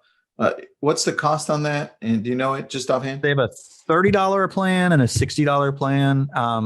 And the $30 plan, I think you can do 15 cards. The $60 plan, you can do 30. It's cheaper. So like you could do 35. And it's actually really good and great Zapier connection, embedded app inside of Follow Up Boss. So my agents, when they have a homeowner, they can just pick a card inside of Follow Up Boss that I wrote, and they just drop down and has a picture, and then it pushes the fact that you sent the card into the note or the center of Follow Up Boss with a picture. And so that's been really good. They're actually using it, which is the idea. I love that, dude. So we use AM cards. I don't use it as structured as you do, but we use it for lab code agents. So when somebody connects well with us or we talk to them, they do something great for us. I ask our VA team, hey, can you send out something really nice here, like brownies or a gift or a card to people? So nice. Yeah. And I've gotten your brownies, the box of brownies, and you can, don't tell it's Robert. worth about 5 to 8 pounds. That's why we don't send it to Robert. Robert, You've seen my profile. You don't want to have a heart attack. I didn't get the brownies. Oh, that's fun. Thanks for the opportunity, Tristan. I appreciate it, man. Dude, thanks for being on. I appreciate it. Yeah, it was a lot of fun. Thanks, bro. See you, Robert. Wait. If you want to put your community number in the chat so people can reach out to you with any questions. Be still my heart. Yes. Right. So Barry's going to put up his phone number, text him, call him, and he's about to release his new book in about less than a month, would you say? It could be that soon. It just depends on the editor if they think that I went the wrong direction or something. All right. And if I agree with them. All right, cool. He'll put his number there. Go ahead and text him. It's his community number. So he'll give you a lot of tidbits and you can text with him directly. It's not his VA who's texting you back. It's him. No, it's me. And just text the word sales, and then you'll be opted in, and I can send you texts every once in a while. Do we need to put our credit card in, Barry, at the same time? No, totally free. Security number. Totally free. Do you take Discover, Barry? I do, but it's totally free. Okay. Thanks, Barry. I'll leave it there. Thanks. All right. All right, Robert. Well, unlike Barry Jenkins, I don't have 3 degrees. Okay, so it's all right, dude. You don't may not be as technical. Okay, all right. You're the best, man. For those of you who don't know Robert Slack, he pretty much runs all of Florida. Is it 7,500 transactions, and he's got a massive team that primarily focuses on online leads. Now his massive database retargets to them, brings them in. He's got a huge VA team too that handles a lot of those calls. And the structure is absolutely amazing. Robert, how long have you been in real estate? So I got my license about 8 years ago, and 6 years ago on the 1st of November, we opened a brokerage with 4 newly licensed agents, and we thought we were really kicking it, and now we have about 650 agents, of which we have several teams. The leads team is the largest, and then we have a traditional model with a cap. And we also have a flat fee model, but they're much smaller than our leads, because once people have had leads, then it's like, we got to have them forever. So All right. I like that. So take me through the structure of your organization, because I think that can give people direction and hope and just have a clear understanding of what you're really running. What does that look like? I think it's very important to have a structure. And fortunately, early on, I realized that we needed a definite structure because I couldn't do it all just because of my age, and I was running out of gas and everything else. So, and some things that other people can do a lot better than me. So I opted early on to, because we're going to be in several areas in Florida, was to get a team leader in each of those areas. And today we have like 16 team leaders. And unlike what Tristan said, we're not in all of Florida. We're only in 730 zip codes, and there is about 1,500 in Florida. So there's a few that we're not in. Come on, that's half. You're half. Yeah, we're only in half of it, Tristan. So anyway, so we got some team leaders, and then I realized that, I'm good at some things, but I'm not good at others. And one thing that I was good at was building the company. The thing that I wasn't good at was running the company.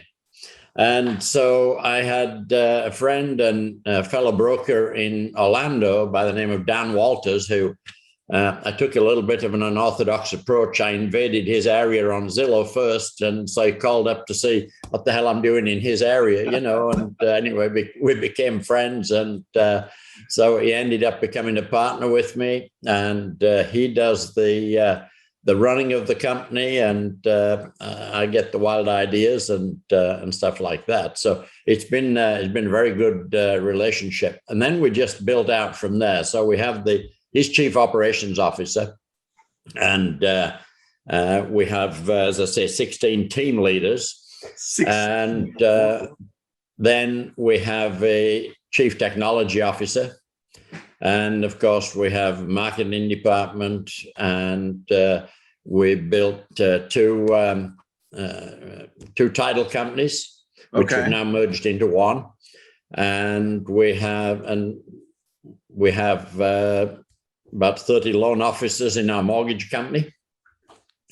And this all runs out of Orlando. So my daughter also is in the company, and she is the kind of head team leader. Okay. So when the other team leaders have issues, then they look up to her, and she's the chip off the old block, so she takes care of it. I love that, dude. So with this big organization, my biggest question, and I know people are thinking this, how did you scale so quickly? Because 8 years in real estate to be like the number one team in the world, that's pretty. Well, so we started off with Zillow, and Zillow leads are very cheap. And then we went through the merging with Trulia and all this other stuff like market-based pricing, which really wasn't market-based pricing. But we bought a lot of leads very early. And then, of course, we flipped from Zillow to Realtor.com. And at that time, I was on the Zillow advisory board, and they soon kicked me off. They couldn't take that joke. So I went to Realtor.com and became acquainted with Bill Sperry, who never saw a lead in Florida that he couldn't sell me, So of course, that's Bill. So his magic words were, "Hey, Robert, we got 70% off." So what do you got, Bill? Okay, I'll send you a list. Okay, so on things like Palm Beach County, it's like we didn't have any agents in Palm Beach County. But said, I got this great deal. I can give you 75 if you'll take everything with me. Bill, why not? Let's do it.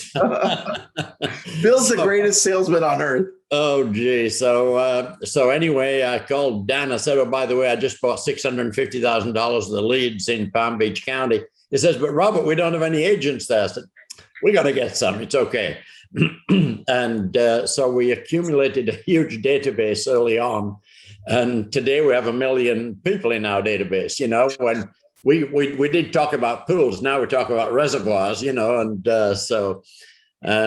but it's been very good. And we've utilized those pools. We use Follow Up Boss, and they're awesome.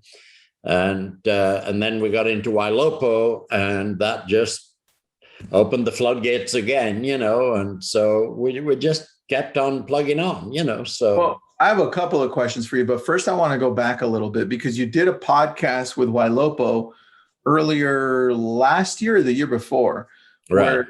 where you mentioned that it kind of went through your whole origin story as a real estate agent. Can you go through that really quick so people understand that you didn't start when you were, 30 or 28? So right? I was, when I got my broker's license, I was 67.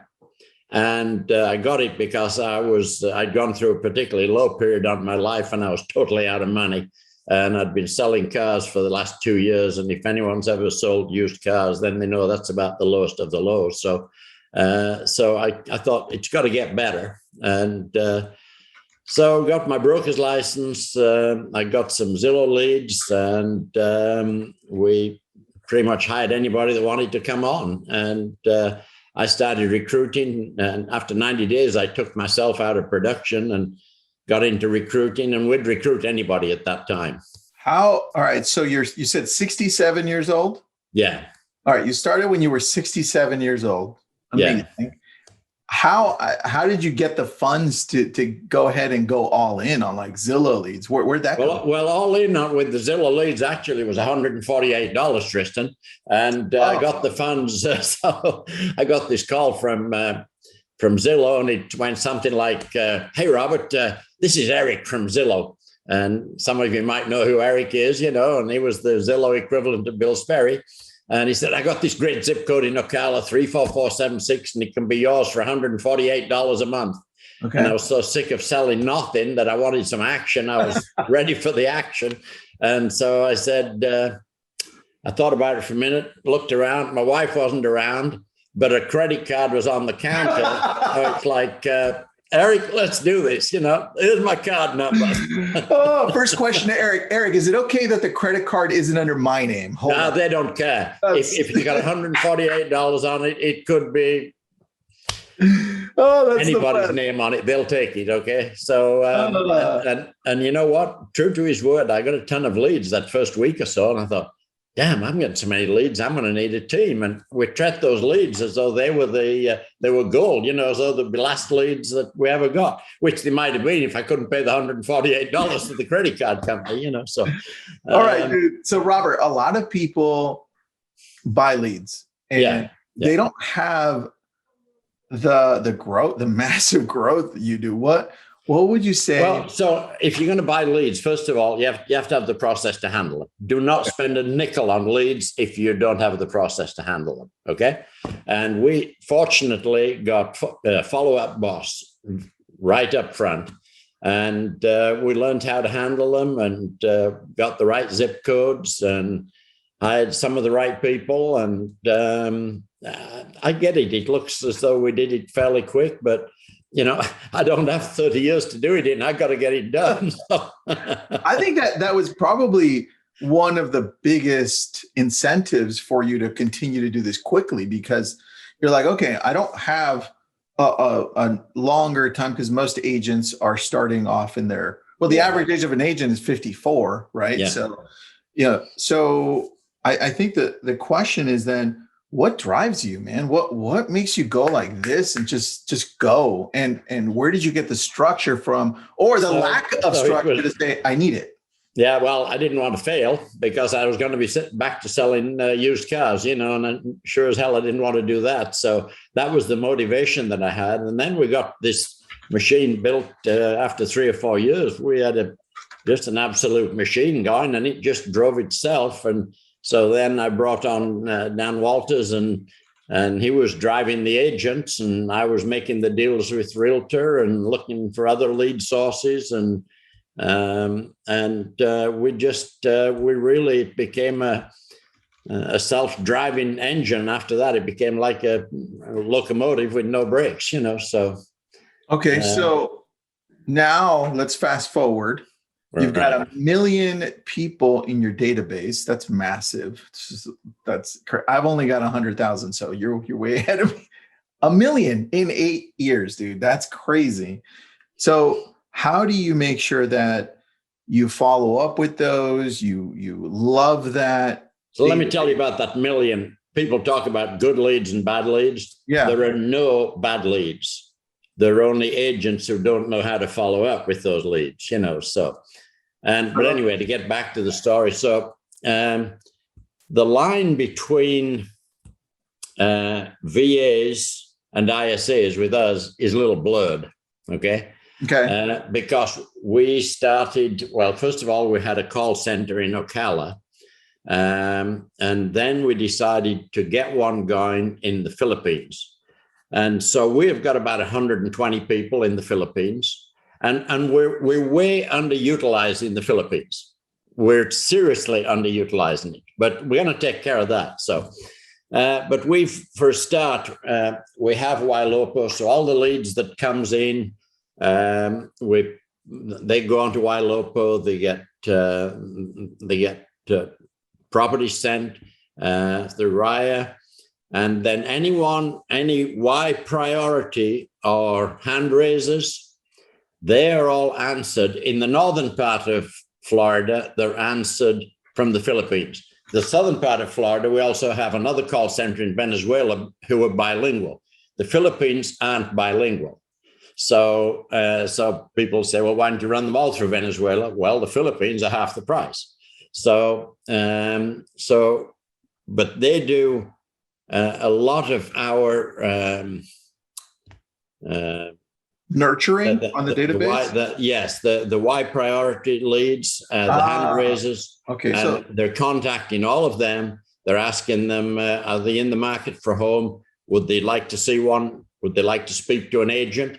And then we use a three-way direct handoff to our agent in the zip code through Follow Up Boss.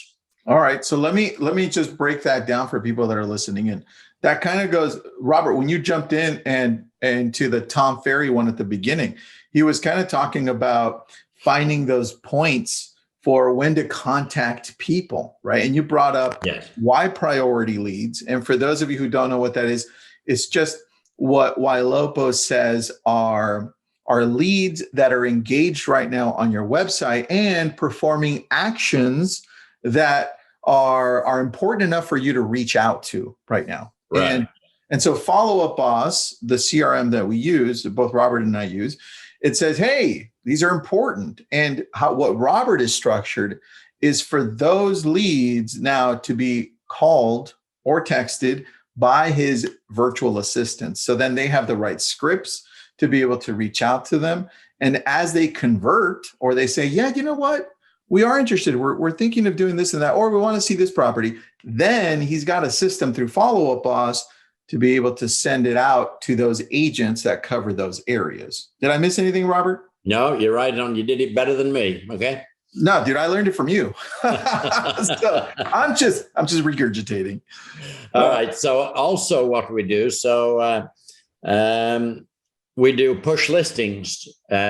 We have 20 of our, I don't want to say lesser talented people, but people that maybe have a little bit of an accent and they struggle on the phone a little. We have them sitting there sending listings to people who show a little bit of interest now and again. And they're sending listings to about 50 people a day each. Okay. And they're just pumping out listings, these people. So that's another group of them, so.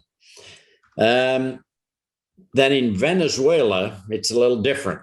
Now, whereas the Philippines are on the other side of the world, and it's 6,000 islands, and everybody works remotely. And we have hub staff in our computer to make sure that they are working, but they're not bilingual. Venezuela, obviously, bilingual. Yeah, they're in our hemisphere. You're in Florida, so that's right. Like Miami, Fort Lauderdale, all these places that you need to speak. I mean, some people don't even speak English there, right? And yes, correct. Yeah, that's fine. You need both. Okay, makes sense. I love it. Continue. Sorry. All right. So in Venezuela, we have also, we do the southern half of Florida for the people, for the leads, for the Y priority, for the all of the new leads that are coming in. And then about 60 of our agents have virtual assistants. And they pick their own, they interview their own, they do it through our company. The people in Venezuela are more expensive, but they are Spanish speaking. Got it. And so what our agents find is that if they're an agent that's doing 10 million a year right now, they've got no life. Okay. If they don't have an assistant. So they have a choice. They can do 10 million, have a life, or they can do 16 million because they get a virtual assistant. And so a lot of the very high producing agents that we have increased their business dramatically. Just by having people do mundane tasks, well, not mundane, they do the follow-up, they set appointments, they do the follow-up boss, they write offers. That makes sense. And so a lot of these people in Venezuela are professional people that don't have work because there just isn't any work for them to get in Venezuela. So they're engineers, school teachers, lawyers. That's funny, Robert, because we find the same thing. I mean, you have both Venezuela and Philippines.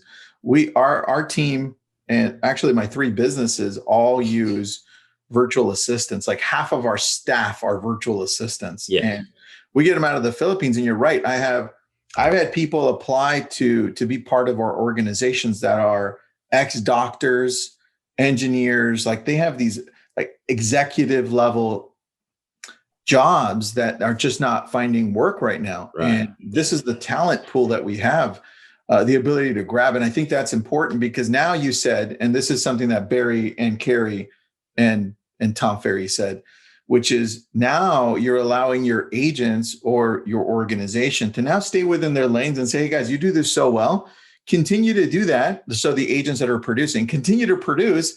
Let us handle the follow-up. Let us handle the text. Let us handle all the data on the background, right? Let's all of us work together to grow. And I think, Robert, agents are sometimes scared to let go and say, well, why would I do that? Tell me about it. How do you deal with that, dude?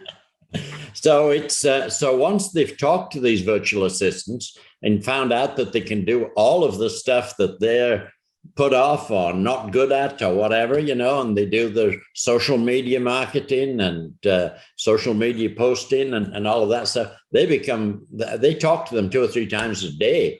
And they become really an indispensable part of their business.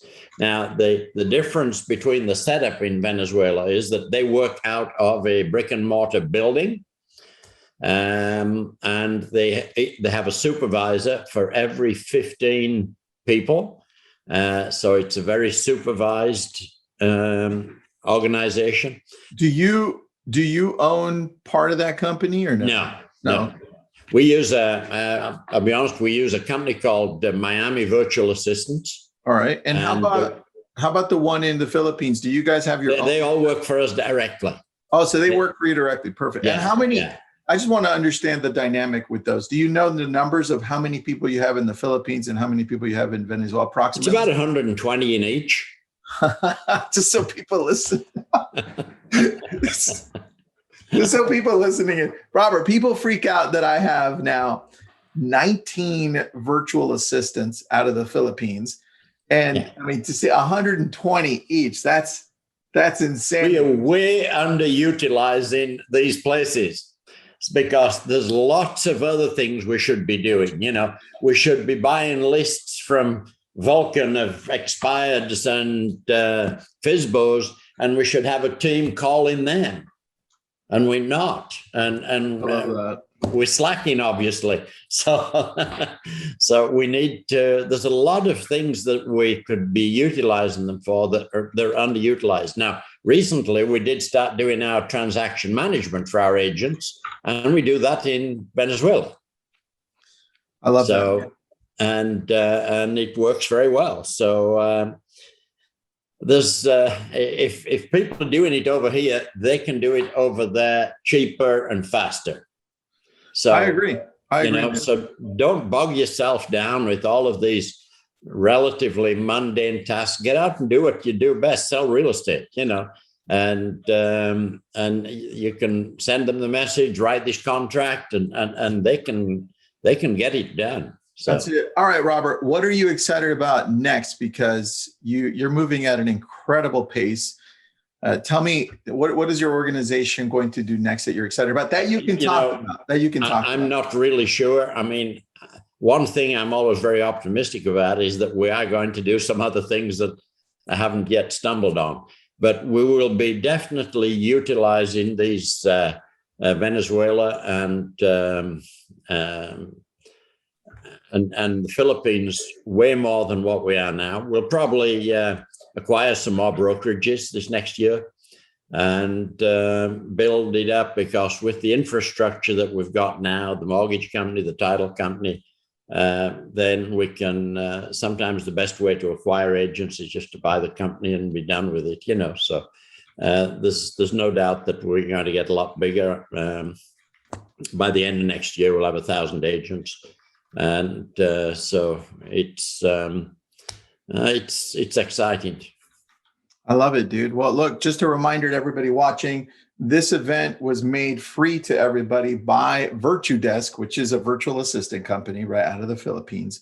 So we put up the link up there. Everybody take a look at them.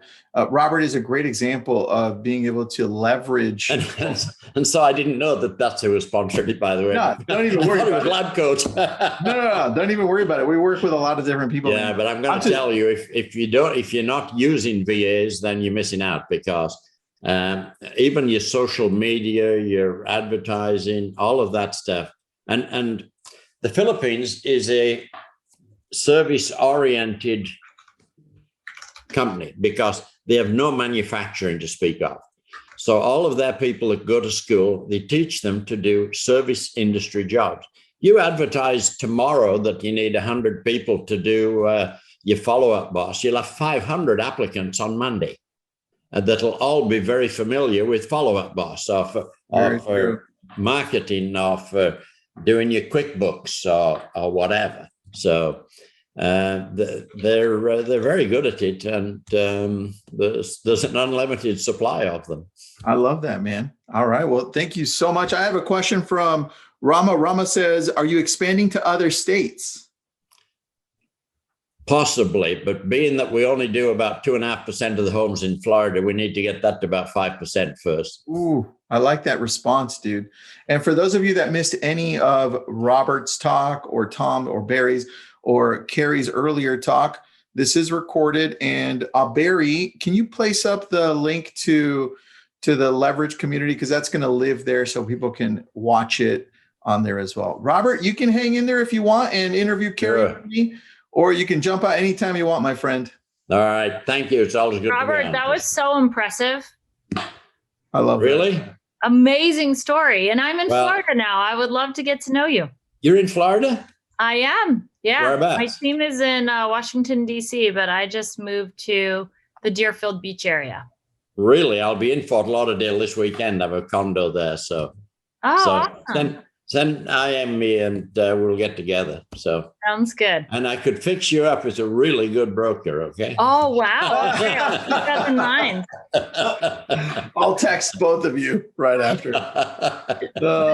So Robert, this is my 4-month-old and his name is Tristan. So I had to introduce him to Tristan and have him say hello. Oh, really? Yeah. Well, it's one of my grandkids out looking in the background, so. So cute. A little nugget. All right. Yeah. He's gonna go so I can present, but I was snuggling him over here. Yeah. Perfect. So baby Tristan, huh? Yeah. I love that. Yeah. All right. Well, Carrie, you met Robert. I think, have you guys met each other before? No, this is the first time. Oh, perfect. You guys definitely need to know each other. So I'll connect you. Everybody's trying to invade Florida, Tristan. Oh man, tell me about it. Great place to be. And he's trying to come in, and Anthony Lamacchia's trying to come in. It's so easy. Come on, why not? No, it's really tough here. I can tell you. I'm joking. That's so funny. All right. Well, Robert, thanks, buddy. And feel free to stay on. I'm going to interview Carrie. Carrie is from the DC area, recently also is going into Florida, like Robert said, which is awesome. And then you saw baby Tristan, which is a new addition to her family. And if you're not following her on social, please jump on in. She's also got this amazing coaching platform called Hyperfast, which I love. Great information on that you and your husband run, right? Dan Lesniak. Dan's TikTok out of nowhere is blowing up. What's going on with that? So I've been sitting on the sidelines, like, I'm not doing TikTok. Has anyone seen the Apple TikTok? No, I have not. Which one? Tell me what that one is. No. Are you serious? We have to, Kat, you must pull up the Apple TikTok. The original, not the one that we're doing, but it is the most hilarious video, and it's a real estate agent talking about bidding wars, and he uses an apple to articulate the point. Oh, I've seen that one, yes. Have you seen it? We have to share it. Yeah. Kat is going to grab it. This will make everyone die. We just reenacted it. So our team is like trying to get a little innovative with TikTok. We're already starting to hire agents from it. Thank you. So if you guys in the chat, if you've seen the Apple TikTok, just put in there that you've seen it. I just want to know how many of you. I've watched it like 10 times. I've been laughing. Carrie, is that on your TikTok or is that on Dan's TikTok? No, it's on a very brilliant real estate agent. I don't actually know who he is. That one, the one about the guy, he's trying to sell. Yeah. Everybody got this apple. Oh, yes. Oh, that one I know what you're talking about. Yes. So I spent like an hour with our new TikTok interns yesterday, reenacting it with my team. You guys have to check out my TikTok. It's the Carrie Shull. It's hilarious. I think my team nailed it more than the original guy. I see your Apple TikTok interns, are they all in the Philippines? No, they're in my office, but I agree that there's a massive opportunity. Yeah. Oh, here we go. So I got you. Which one is it? It's on the Carrie Shull team one. This is my personal. The Carrie Shull team. Let's take a look at that. I wanted you to show the original, but if you're going to show mine, I mean, yeah. It is better. Is this the one? Right all here. Right, let's go. Let me bring this up. Excuse me, is that apple for sale right now? Yeah, we're about to put it on sale right now, actually. Well, I'm in the market, so tell me about your apple. Why should I buy it? Nice try. Okay, people, here's how this is gonna work. I have an apple here, and the highest bidder is going home with this. I want all bids within the next 2 minutes, and then we're closing it. Bidding starts at $5. Feeling pretty confident there, huh? I mean, don't you? The noise. She said starting at 5. We'll do 15. It's a new apple. Yeah, just listen. I'm pre-qualified. I'll pay cash. I got cash. 30, 40. Just make it 45. Is it even worth that? 50. I don't know. Please, this is the 8th apple I'm trying to buy. Can I at least see it up close? Nope. It's an apple. You know what it is. You either want it or you don't. I'll take it for 100. What? I'm from California. It's the cheapest apple I've ever seen. 120. Why did I do that? Excuse me, is that apple for? That makes a lot of sense. I love that. The California guy makes it all. He's perfect. Yeah, we were dying. It was a lot of fun. I'm gonna put up the link. Hold on. I'm gonna put up your link to your TikTok so people can follow that one. Cool. We have some fun things coming. I like that. Thank you guys. All right, there we go. So let's start with social media. How are you growing your social? Because one thing that we've done is we're actually creating a whole department that focuses on editing, graphics, marketing, posting, just the whole gamut of YouTube, TikTok, Instagram, Facebook, LinkedIn, everything. So we're going all in. Tell me what you're doing. That's awesome. Good for you. First, let me talk about Dan, because Dan is all in. He is he's gaining like thousands of followers a day on TikTok right now. Yep. And some people who are in the audience right now are saying, oh my gosh, I have no interest in doing TikTok and I'm going to jump off this meeting right now. I get it. That's how I felt about it too. Candidly, I thought this is something that kids are doing, that my husband is interested in, that I like to watch, but in terms of being a content creator, I still wasn't understanding the real benefit. Now, fast forward, we have people who are saying, can I intern for you? There's very hungry people who want to work on there. We just hired our first agent from my husband's TikTok. So in terms of what we're doing broadly, I would say we're very focused on all of the social media platforms, and we're seeing it work. For LinkedIn, for us, we're seeing that our past clients that are high level C-level people are definitely introducing us to their employees through LinkedIn, and they're staying in touch with me particularly because we're doing a lot of content on there. So it's a way of building referrals. We're not getting a ton of new business from LinkedIn, where with Instagram and Facebook we are, and we're starting to with TikTok. All right. Can you break down what you're doing on Facebook and Instagram that's getting you that business? Sure. I'll talk about that briefly. What I'm excited mainly to talk about today, though, if you want me to, I do have a presentation that I put together for everybody. Yeah, do that. Yeah, it's about leveraging people, really, and how to do it in some of the areas people are getting stuck. So if you want to do interview style, we can, but I think let's do we'll that get a lot of value out of that. You'll hit on a lot of the points that I was going to ask anyway. So let's go that route. And do me a favor, if there's something that I'm talking about that you're saying, oh, how does this work? Or this is interactive. So just because I have slides doesn't mean anyone is welcome to ask any question that they have. There's the TikTok superstar right now, Dan Lesniak. Dan, dude, all of a sudden you blew up, bro. I'm watching you on TikTok. Yeah. My builder did it first. I'm like, all right, what are you doing? And I'm like, all right, I get it. Well, dude, you're doing a great job. Everybody follow Dan Lesniak on TikTok. You'll see what definitely follow him. Okay, so I'm going to pull up my slides. Let's do it. And hopefully I can figure out how to do it. Can you see that? We see it. Okay, let me go into present mode here. All right, so I want to make sure that how many of you guys want to make more money? Like everyone, right? Yep. And you want to work less. And most of you want to be able to scale your business. So once you figure out how to make more money in less time, you want to be able to do it over and over and over again. A little bit about my team. So we did about 900 transactions. There's not many times I'm on a call or on a webinar and I feel like what I'm doing is a small amount, but Robert has made me feel that way today. I'm like, damn, he built that in not that much time. What did he say? 8 years? 8 years. Nuts. Like phenomenal. Absolutely incredible. So we did about 900 transactions last year. We're on track to do 1,500 this year. So I'm super excited about that. We ratified 51 contracts in the last week, which for us is a record.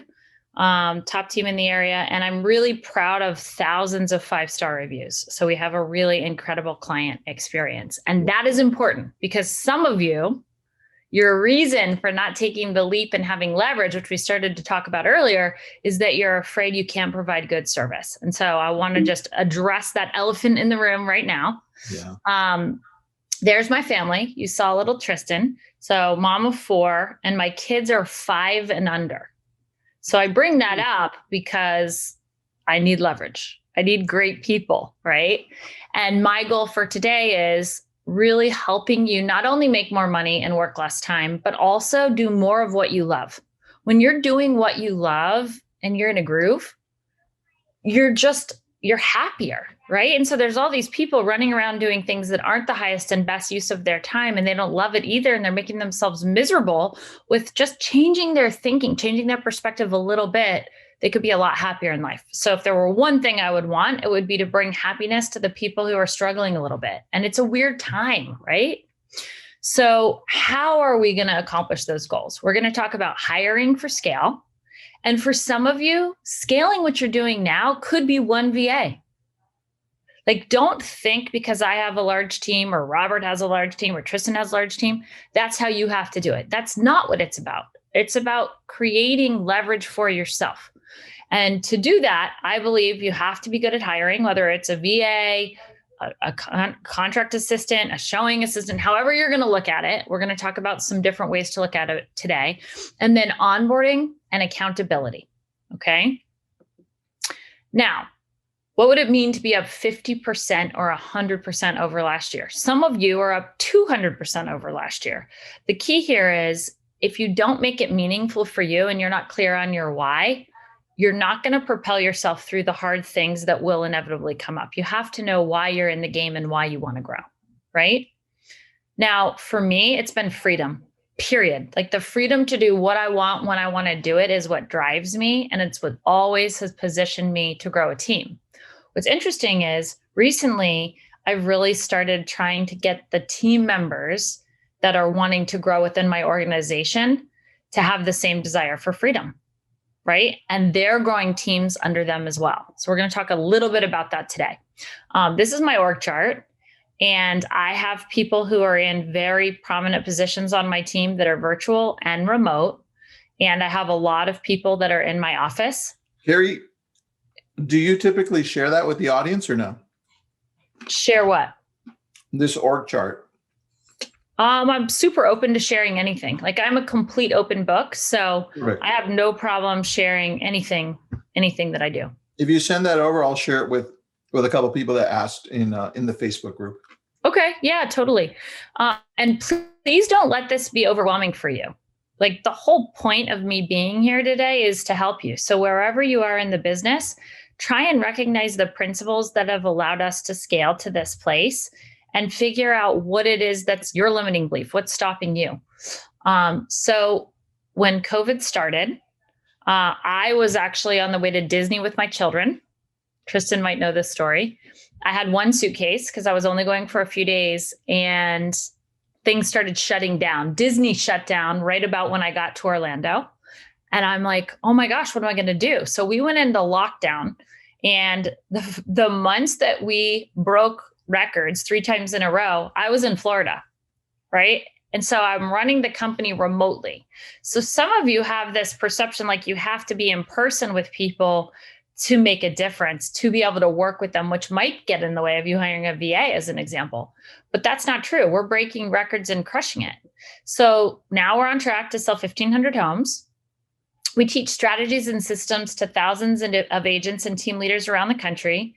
We put on what I would argue is the best real estate conference besides the Lab Coat Agents, of course, every year. And Tristan does come, so I guess he won't be offended since he. No, I love your conferences. We do too. We think they're super fun. So now let's talk about hiring. Okay. So the first thing I want you to do, can you all do me a favor? I love when I can actually see everyone. I can't see you. So can you take out a piece of paper real quick? Yep. I want you to just make some quick notes. If you took notes about how you spend the majority of your time in a week, what are you guys doing with your time? And the reason that that's so important, this is the foundation of an exercise that I want all of you to do over the next week, right? Oops, I'm going in the wrong direction here. There we go. I like to do it. I do it at various stages. So my leadership team and I are doing it for ourselves right now. Okay. You want to figure out what your time is worth per hour. And then the next part is really important. So once you write down what you're doing in a day, what you're doing in a week, where your focus is, then I want you to go through and circle all of the things that you don't like doing. Okay. The other thing that you're going to do, so that exercise is designed to focus on what you love and don't love about what you're doing. If I just said to you, what do you want to delegate? You would start thinking, oh, I can't delegate this and I have to do that myself. That's not the exercise I want you to do. It's going to be, what do you love doing and what do you not like doing? The things you don't like doing, you're going to circle. Okay. Then I'm going to have you set aside that list for a moment. And we're going to do another exercise on the same piece of paper. Is everybody following along with me? Can you just tell me in the chat, yes, Carrie, I'm with you. Yes, I'm doing the exercise. I just wrote some stuff down. Okay. So Tristan is with me. Excellent. I have my pen and paper. Okay. And you got a whole bunch of people saying yes, yes, yes. Oh, good. That's awesome news. Okay. So this exercise, I want you to write down what your annual income was in 2020. Okay. Write it at the top of the page. Now, Tristan, we'll do the exercise for you with the vacation time for a minute. How many weeks did you go on vacation last year? Do you know? I felt like I was on vacation the whole time. That's how you've circled the right things, my friend, right? You love what you're doing. It's awesome. So 5 weeks, 10 weeks. Let's just pick 5 weeks. Okay, 5 weeks. So basically for everybody out there, then you would write down how many weeks you went on vacation. You would take 52 less that amount. Mm-hmm. And the goal is figuring out how many weeks you worked. Okay. Then how many hours did you work on average? Now, when I did this with some of the agents that I know and love, and they started telling me how many hours they were working, you guys do me a favor, put in the chat. Just be honest. How many hours a week are you working right now? Put it in there. That's such a great question, Carrie. I want everyone to see what each other has to say, right? So we have 60, 65, 45, 45, Rama, 30, way to go, 50, 60, 45, 60 plus. I think some of you are afraid to tell the truth. I think some of you are grinding it out right now. You're working 70 to 80 hours a week. No joke. I have no idea, and that's scary. Thank you for being honest. You know what, Carrie, the thing that people forget as they're answering this question is that they don't take into consideration the time that they're picking up the phone while they're watching a movie, eating dinner, responding to a client, responding to emails. That counts as work. Yeah. And for a lot of you, if your social media is very professionally focused, also you should be counting the time that you're doing your social media, because that's part of your positioning of your brand, right? Yeah, very true. Yeah. Amy, thank you for saying that, right? 90 if you add in all that I do for my family. Yep. Yeah, like nonstop, right? So if you guys are right now like, Carrie, I can't do this exercise because I don't know. Hey, just take a guess, because I want you to get clarity over a number. I want to define it as a group today. So what you're going to do is take your annual income. Let's imagine, just for the sake of this exercise, your annual income was 200. Okay. So if it's 200,000, what you would do is then divide it by the number of weeks you work. So if I go on vacation for 4 weeks, then I would divide it by 48. Okay. And then if I work on average 60 hours a week, I would divide that number by 60. Okay. What we're calculating right now is your hourly rate, guys. So if that were my situation at 200,000, working 48 weeks, working 60 hours, my hourly rate would be $69. Okay. I want you to actually write down your hourly rate and circle it. Okay. Okay. Can a couple of you comment in there and tell me what your hourly rate is, so I know that you got it? 260. Sweet. Yeah. Love it. 52, 208, 116. Awesome. Digging it. Okay. So the reason knowing that number is so important, once you're clear, the path towards hiring and spending time doing what you love is a lot easier, right? I don't see anyone telling me that their hourly rate is $12 right now. That's good news. Ooh, that is good news. Right? Yeah. So if you need to hire somebody that can do some of the activities that you don't love and your time is worth more, it's going to elevate your total income if you take away the time that you can outsource doing something you don't like and pay less than what your time is worth. Okay. But I know there's a lot of reasons why you guys don't hire. So let's talk about some of that. Why are you afraid to hire? Why are people in general, right? Fear of money. I hear this one a lot, right? That's probably the number one. So I believe that's the number one. Yeah. What's interesting, the second one was my big one. What you is know it? what it is, Tristan? No, what? Tell me. Fear of commitment. Oh, I didn't even think of that. That makes sense. Yeah, like I'm all about freedom, right? So I'm like, oh my gosh, like what drives me is freedom. And what's interesting is I would never have freedom if I didn't get over this fear. But this was very real for me. Oh my God, if I hire somebody, I'm going to have to go to the office. I wasn't afraid to pay them. I knew I could afford to pay them. I was afraid I would have to be there for them. And I didn't know what that relationship would look like or how much it would make me have to work extra.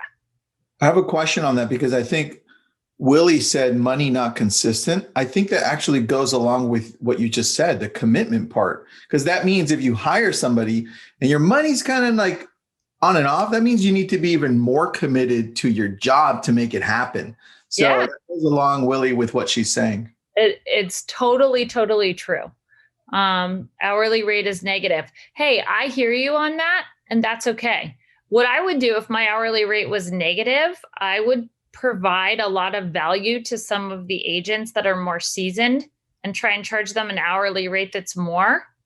Oh, and some of you are saying, ouch. Hey, it's okay. Knowledge is power. Once you know what is, you're going to work hard to change it, right? If you're not happy with your hourly rate, in a moment, in an instant, it can change simply by changing your decisions. Okay. So the fear of money, fear of commitment, and then we're going to talk about all of them in a moment. The last one, ego. So we started to touch on this. My clients only want me. I'm the only one that can do my social media. I'm the only one that can send out the contract. I'm the only one, you guys know the list goes on and on and on and on. Yeah. Now, when you're honest with yourself, you know it's not true because you look to people who are examples, but it still stops you from making a decision sometimes. So I'm going to go back for a moment and we're going to talk about how to overcome these fears. Okay. So for the first one, the fear of money, and I might be going out of order a little bit, but I really want to go deep into this because I want to make a difference for you guys today. I really want to make sure that you don't let a fear like this get in the way. So the way I've always looked at this, now this isn't just with hiring a first employee. It's every time you go to hire and scale for me. It's important to look at how you will get an ROI on the position. So go back to that list of all the things you hate. That's how you develop your job description, by the way. Go back and look at that and say, okay, if I had 90 days where I wasn't making any money from this position, could I afford it for 90 days? The biggest mistake that I think people make is they look at the whole year's salary and they say to that, oh my gosh, if I'm going to hire someone, I'm going to pay them $45,000. I don't have $45,000. But the truth of the matter is, if they're not bringing an ROI to your organization in 90 days, then there's either not a right fit, you haven't onboarded them correctly, or you don't have the right job description. There's a gap. So instead, focus on, do I have the resources? Like 3 months at a $45,000 salary, that's $11,250. Can I afford $11,250 and create an ROI by hiring the person? That's the key. That's the key to scale, because then you're never stopped from the next hire either, as long as you create the right responsibilities for that person. Does that resonate with you guys? Oh, totally. Because now you're breaking it down so that if that number is too high for somebody, Carrie, then that next step down would be, well, maybe you should start with a part-time VA, right? And what does that calculate to a month, right? So that makes total sense. I like where you're heading. And you can take that list of the things that you hate, and my guess is 90% of them are going to be something a VA could do. That's what's ironic, because it's all the little things that get in the way of us using our time. And Tom was saying, what's the highest and best use of our time? It's relationships, period. It's connection. So for a lot of us, it's connection with our clients, right? And you being in front of your clients is the best thing you can do with your time. Okay. So for the fear of commitment, what's interesting here is you'll never, like if you're somebody who you're up like a Pop-Tart every time a home comes on the market, you're already committed in the most crazy way to your clients, right? You never have somebody be able to step in for you and show a house. That's the ultimate commitment, because you can't even plan it. Does that make sense to you guys? Like, so true. You're not in control of your time when you're working with buyers at all, because you have a financial obligation to protect their interests. And if they want to see a house and you're in a market that's moving as fast as mine is in DC Metro, you can't say, I'm so sorry, my husband made dinner reservations 3 months ago for us to go to this incredible dinner. If you don't have people that can step into your business and help you, you have to go show them the house, and then you become very resentful, and it feels like a job instead of a career, right? It feels like someone else is in control of you. So try, when you're facing that fear of commitment, to say to yourself, what's on the other side of this choice to hire? What's on the other side? And what's on the other side is the ultimate freedom, because you'll never question, should I cancel this dinner? Like, that won't happen. You'll have a process, so that'll never, ever be the case. Okay. Carrie, on that, because it's important for just all business owners that are listening in. It's so tough sometimes because we stay in that world for a long time. We burn out. We never succeed because we never were able to get out of that. Right. And I love how you broke it down right now, because it makes a lot of sense. All of us watching this and listening in want to get to that next level so that we're there. And she's giving you the roadmap. So thank you, Carrie. You're welcome. You're welcome. We're going to go a little more specific on the roadmap here. So how to successfully hire and how to attract the right candidates. Okay. So the first thing I would say is you have to have the right job description, and you have to have systems for tracking projects so that you can check in on status. So we're going to talk about what that looks like, but I'm going to tell you about a job description that I love. A friend of Tristan and I's actually helped me with this, Sharon. So what I learned from him, then I'm going to go through the tips. I want you guys to actually read this for a minute, and I want to see what your takeaways are in the chat. So I highlighted some things in yellow. What are you guys noticing about how I talk about who I want and how I talk about myself? Any observations? Any observations? I find you very easy to relate to, Carrie. So that's just me. Thank you. Thank you. You hit all the points really well. You seem very easygoing. You're pretty positive about the things that you're talking about, and you make it seem like they're all achievable. We just need to take the right steps. That's how I see it. Yeah. Look, Amy said the same thing. You don't overcomplicate it. Thank you. Well, what I'm hoping you guys will see in this job description, though, it's the opposite, right? I'm upfront about myself. Yes. Thank you, Karen. I am not the easiest person, right? So I appear to be laid back and easygoing, but I am a super, super high D. Mm-hmm. And for some of you, you come across in an interview like you're super laid back because you're connectors. But the truth of the matter is you're operating at 100 miles a minute. So you want to make sure that you have the right personality type that you're trying to attract if it's someone who's going to work closely with you, right? So I say, I'm not easy to work with. Now, look at the next part of the job description. Some people see me as too blunt and short in my interactions, which you guys don't know that side of me. Like, I'm here connecting with you and giving my time to help change your lives, right? That's my goal. That's why I'm here. No. But when I'm in my element and I'm with my team, there's 126 of them. I've got to be able to deliver results very, very quickly. And so that means my right hand has to be able to handle really short, focused interactions. And if I tried to pretend we were going to sit down and have coffee and chat every day, like we would in an interview set, like in an interview environment, mm-hmm. that would be a disaster, right? So here's a couple of tips. Oh yeah, this is a big one. You'll understand in a minute. Tell me why you're a good fit and include your favorite color in the subject line. Ooh. Okay, you know where I'm going with this, right? So here's a few tips. 1, do not sell the position. You're all salespeople. You want to tell them all the reasons they want the job. I would actually tell them the reasons that they don't want the job, right? Because if you talk about the pros and cons and the reality of the job, you do want to present the growth. You want to present the vision of the company and the wins, but you want to present why working with you personally is hard, right? If you do that, the wrong people will run. But if you try and sugarcoat it, you're going to end up having a lot of turnover because you're not being your authentic self in the interview process. Okay. And I start that from hello, right at the job interview, right? That is right. I absolutely go all the way to the end. So stop wasting time on people who can't follow directions. If this is going to be somebody who's in your email, this is going to be somebody that's in your social media, this is going to be someone that's interacting with contracts and clients and whatever their job description, they have to be attentive to detail. So for me, the first time I ever hired, I don't know if you know this story, Tristan. I was somebody who knew my vision was to grow a big team from the beginning. Like I knew that I wanted freedom. And I decided it was time to hire an assistant.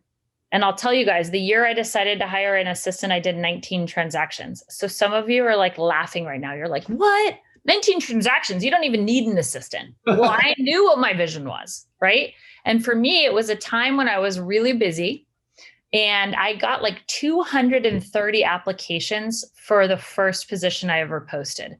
And I actually cried. Like I shed tears. I was like, how am I possibly supposed to read these resumes and decide who I want to talk to, right? I was completely overwhelmed. So here's what I learned. If I would have said, put your favorite color in the subject line, I could have just deleted 90% of the job applications because they wouldn't have even read to the bottom of the job application or the job instructions to do what I asked. So make sure you do that. You can put your favorite band, a personality trait about you, whatever it is, make sure that you don't have to open the email. If they didn't follow the instructions, you're going to see it right in the headline. Does that make sense to everybody? 100%. I love that. Okay, cool. And then the last tip is do not be too narrow. What I mean by this, a lot of you guys have this problem where you just need somebody to show houses. You're dying, right? So you're like, I just need you to show houses. And it's so narrow that first of all, anyone who would take that job where the only thing you're asking them to do is show houses, they're probably not the best candidate to be interacting directly with your clients, right? The whole showing assistant model, in my opinion, is just totally dead. It makes no sense. You're like getting the C crew to come in and interact with your clients that are your most valuable asset. It doesn't work, in my opinion. We're going to talk about what does in a minute. But then when you wait too long to hire, you're so focused on what's causing you pain that's where you're stuck. You're only focused on solving that problem, right?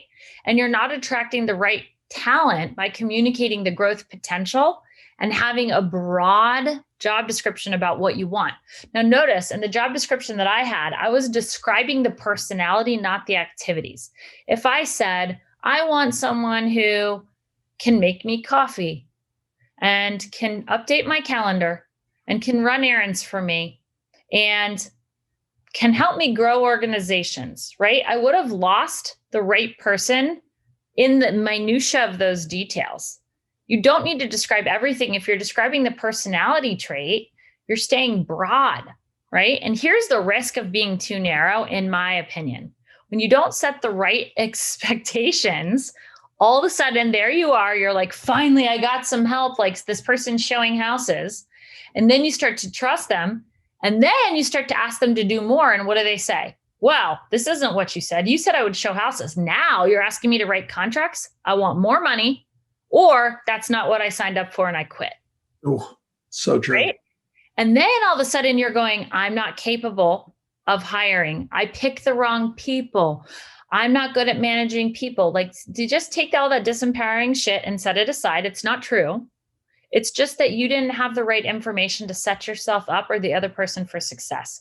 So go for a really broad description. Like when I hired my right hand, I said, I want to help me grow organizations. I need to make sure that you have my back. That was the job description that I used. But the conversation at the interview, we went a lot deeper about what my vision was and what I wanted that person to be able to step up and do.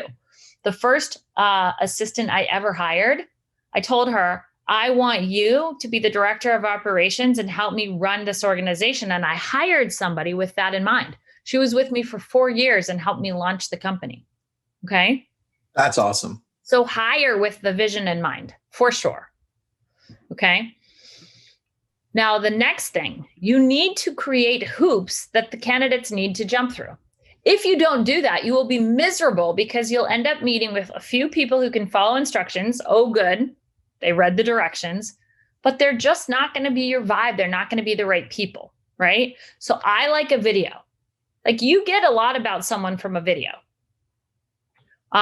Funny story, Tristan, when you were presenting in a recent meeting for my team, you helped me out, remember? Yep. I was eating a sandwich and I thought I turned myself off. Did you notice my team was laughing a lot? Yeah, I was like, what's going on?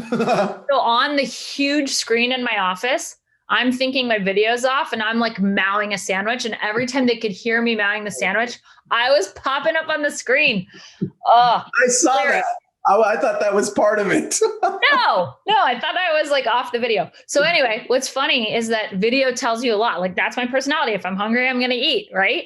So here's an example of a video submission from somebody on my team today. I want you guys to think about what you would learn from this video that he submitted. And I'm not going to play it all the way through. I'll probably play about a minute. He was applying for an inside sales agent on my team. Ooh, go. Hi, my name is Sean Sneed, and I'm applying for the inside sales agent position with the Carrie Scholl team. As a graduate of Virginia Tech, I've been working in the real estate industry now for the past 2 years. Currently, as an analyst for Colliers International, my primary responsibilities include doing market and financial research to determine the value of the property. Through appraisal work, I've learned the value of going above and beyond for the client in order to get the job done on time. As an undergrad, I was selected as student of the month for my major, served as an executive member for my fraternity, and I've already received a promotion during my short professional career. This proves I have a track record of success while competing amongst my peers, and I've also been entrusted to be a leader in a team environment, which I believe would make me a successful candidate for this position. Would anyone not want to meet with him? Like, if you got that video, damn. Oh, very impressed. I like this guy. I love this guy. He's already got a promotion. Makes sense. It looks like he's structured for that. Growth. He's awesome. So here's most of the videos that you're going to get. Hey, this is blah, blah, blah. I'm interested in the Curry Scholl team. You're like, okay, thanks for your interview. Not interested, right? They say the name of the organization wrong. They're not prepared. They don't know what they're doing. They can't send the video attachment, so they end up eliminating themselves. Great. Don't waste your time with those people. If you're trying to hire somebody that can handle technology and help you with social media, why wouldn't you expect them to have a video that they can attach to their resume? Like, wouldn't that be a reasonable thing to ask, right? Done. I already texted my team, like, videos, do it now. Just do it. It's huge. It's awesome. And then here's the other piece of it. In my opinion, there's not a one size fits all way to interview. So when people tell me, oh, I do this, and then I do a phone screen, and then I check references, and then I send the disc, and then no, I wanted to have like a huge thing on here in red, but I couldn't figure out how to have my team do it really fast because I realized it. Recruit Select, in my opinion, I hate Recruit Select. I think it's one of the worst courses ever because it tells you, like, when I took that course with KW, the guy teaching it actually said, I want you to go to the golf course. I want you to talk to the guy who usually tees off the person who golfs there and ask who he golfs with. And then I want you to call those people and interview them. I'm like, dude, if I go through all that guy already got another job if he's talented. Like, that's dumb. That is the dumbest advice I've ever heard. I researched the guy teaching it, by the way, and he had 6 people on his team and he was related to 3. I'm like, okay, this makes sense. It's not one size fits all. If you get a video with someone who's super talented, you bring them in and you work really quickly. Like Sean, if I had waited 2 weeks to bring that guy in because I did a phone screen or I did a Zoom screen, and then I told him about the disc I wanted him to take, and then blah, blah, blah, blah, blah, somebody else would have hired him because he was hungry and he was focused. So for me, I bring talent in right away. If we're unsure for some reason, we'll do a quick screen. We try and meet with them 24 to 48 hours later. We never let it go. If we love them, we make decisions very quickly about hiring. Okay. We don't waver. We're either going to hire somebody or not. But the other thing that's really important when we bring them in for the interview, we also do a skills assessment. So let me talk to you about what that looks like. Okay. Let me see if I actually elaborated. I can't remember. Oh, yeah. Okay. Before we go into desperation, I'm going to explain the skills assessment. So if you're interviewing an ISA, any of you guys hiring ISAs right now, tell me in the chat so I know how much time to spend. Where do you post the positions that we're hiring for? We post them on our website. We do posts on Indeed, Glassdoor, LinkedIn. We're very, very focused on recruiting, and we're really, really good at it. Okay. So if you're hiring for an ISA, inside sales agent, that's the person who is essentially the face of your organization on the phone. We make sure that after they meet with us, we give them the script, we have them study the script, and then 24 to 48 hours later, we jump on the phone and we actually have our inside sales team, a few representatives from the team, pretend like they are the buyer and or the seller, and the candidate pretends like they're the inside sales agent, and they go through a role play and we decide whether to bring them back and make an offer at that point or not. Like, it's that fast. Okay. But they actually do it on the phone. Okay. If you're an outside sales agent that's interviewing to be an agent on our team, we meet with you. If we like you, we give you all the goods for our buyer presentation. We have you go home, study that, and come back and role play with our head of HR. And what that does, it shows whether people show up prepared or not. You'd be amazed how many people try and wing it. You can tell, like, they haven't done the work. So we're like, we just end it. We're like, hey, thanks so much for your time today. You know, if you ever decide that you're interested in the future, let us know. But we really require agents to be prepared to have an opportunity on our team.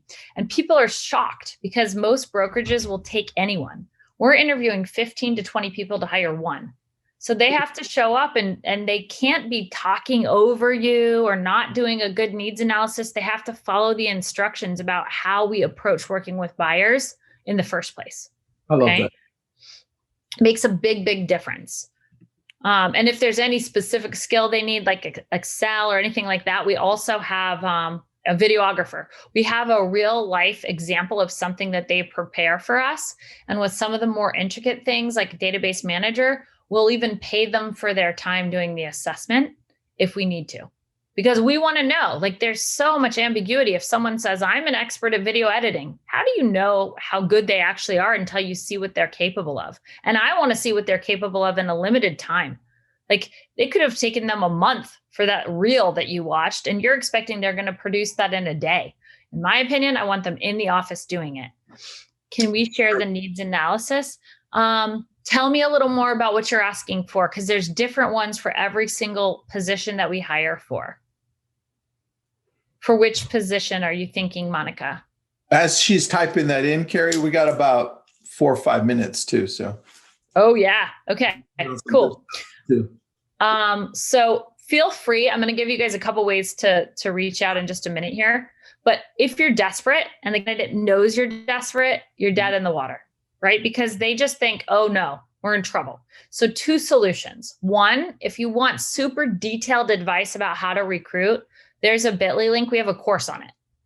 2, if you feel like you suck at it, that's a disempowering belief, but you might just not have the time to dedicate to it, reach out to us at Hyperfast Recruiting. We do recruiting for real estate teams all the time, and we source director of marketing, an inside sales agent, or even somebody that's just looking like, I want to hire more agents, Carrie. For me to hit my goal for the year, I need to hire 3. That's what we do. The number one mistake that team leaders make, and then I'll wrap up and take questions in just a moment, it's the comp plan. If you do not have the right comp plan, guys, and I actually put Kat, who is my right hand's email in here. So email her if you want the sample comp plans that we use. The biggest mistake people make is that they don't have the right comp plans. And then they find out when they start to scale, they're losing money running a team. By the time they buy the lead, pay for the CRM, pay for the people to follow up with the CRM, have the admins in place, and do all the things they need to do, the agent does a deal and they're paying more money than they're making. So make sure. Oh, thank you, Kat. Okay. So I'm open for any questions. I think we're down to like 2 minutes. Carrie, do you want me to throw in the link if you want to send that to me or your team, or they can put it on there too? For the Oh, that would be awesome. Yeah, fantastic. Kat, will you put the links in there? Yeah, and any questions you have about anything I presented today, we ran out of time for sure. I have a whole thing on onboarding, but I created this presentation just for today because I'm so obsessed with leverage, right? Yeah. So did someone else have a question? Carrie, do you own your own brokerage? I do, yes. Perfect. And it's out of DC. And you guys are looking to expand into Florida too, or already started? What does that look like? Yeah, we are. We're super pumped about it. We have agents already starting out right in the area where we live in Deerfield Beach and Fort Lauderdale. Perfect. And Carrie, had you met Pavel? He runs Virtudesk, or no? You know what? We've spoke together before. Yeah, I think so. Yeah, we've met at a couple of LCA events. How are you? Yeah, nice to see you. Nice. Good. Nice to see you as well. You know Mike, even though his name says Long, you know Mike. Of course I know Mike. Hey, what's up? I self-identify as Long Doan today. I'm just going to throw that out there. Funny. Well, Pavel, thank you for putting this event on. It's been phenomenal. Of course. Well, thank you for being here, Carrie. Appreciate it. Yeah. Carrie, thank you so much. If for any reason we missed the link, send it to me and I'll drop it in there too. And I just want to say, Carrie, great job. I was watching your presentation. I may want to recruit you later. I'm just going to throw that out there. Wait, Mike, you're late. Robert already tried to recruit her. You missed it. Hey, I'm open for any offers always. All right. Bye, you guys. Just task and the video, please. That's the send a video. Thanks, Carrie. All right, guys, we're going to transition into Mike Bernier and Long. This is towards the end of the summit. And once again, a reminder, this is brought to you by Virtudesk. They put it all together. And thanks, Pavel. You did a great job on the back end here. Yeah, I know nobody does, but your team is working on this really well. So thank you. Thank you. Yes. Mike and Long, welcome. You guys are going to be talking about leverage, and you guys have done an amazing job scaling your businesses. And Long, Mike, they're like somebody called you guys a power couple. But I don't think that you guys have ever been referred to as a power couple. So I thought that'd be kind of cool to say, hey, look, here's the power couple. We do fight over who the work wife is. We do have that conversation. I love it. Well, dude, the floor is yours, guys. All right. Thank you, Tristan. And hey, I hope you guys still have a little bit of energy left after the long day. I'm sure you've learned a lot. Great presentation so far. I want to give a little bit background on Long and I in just a sec, but today we're going to be talking about scaling with leverage for explosive growth in your business. Oops, there we go, skipping ahead. So for those that don't know me, my name is Mike Bernier, my partner Long Doan, who's also on this with us today. We are the owners of Realty Group, a brokerage out of Minnesota, now currently nearly 650 real estate professionals. We own a real estate company, a title company, an insurance company, and a whole bunch of other things. We have been through the leverage game at a high level. We're going to be talking a lot today about how to leverage both, I want to say domestic, U.S. citizens, as well as VAs. And the VAs we're using right now are from the Philippines. So we'll be talking a little bit about that.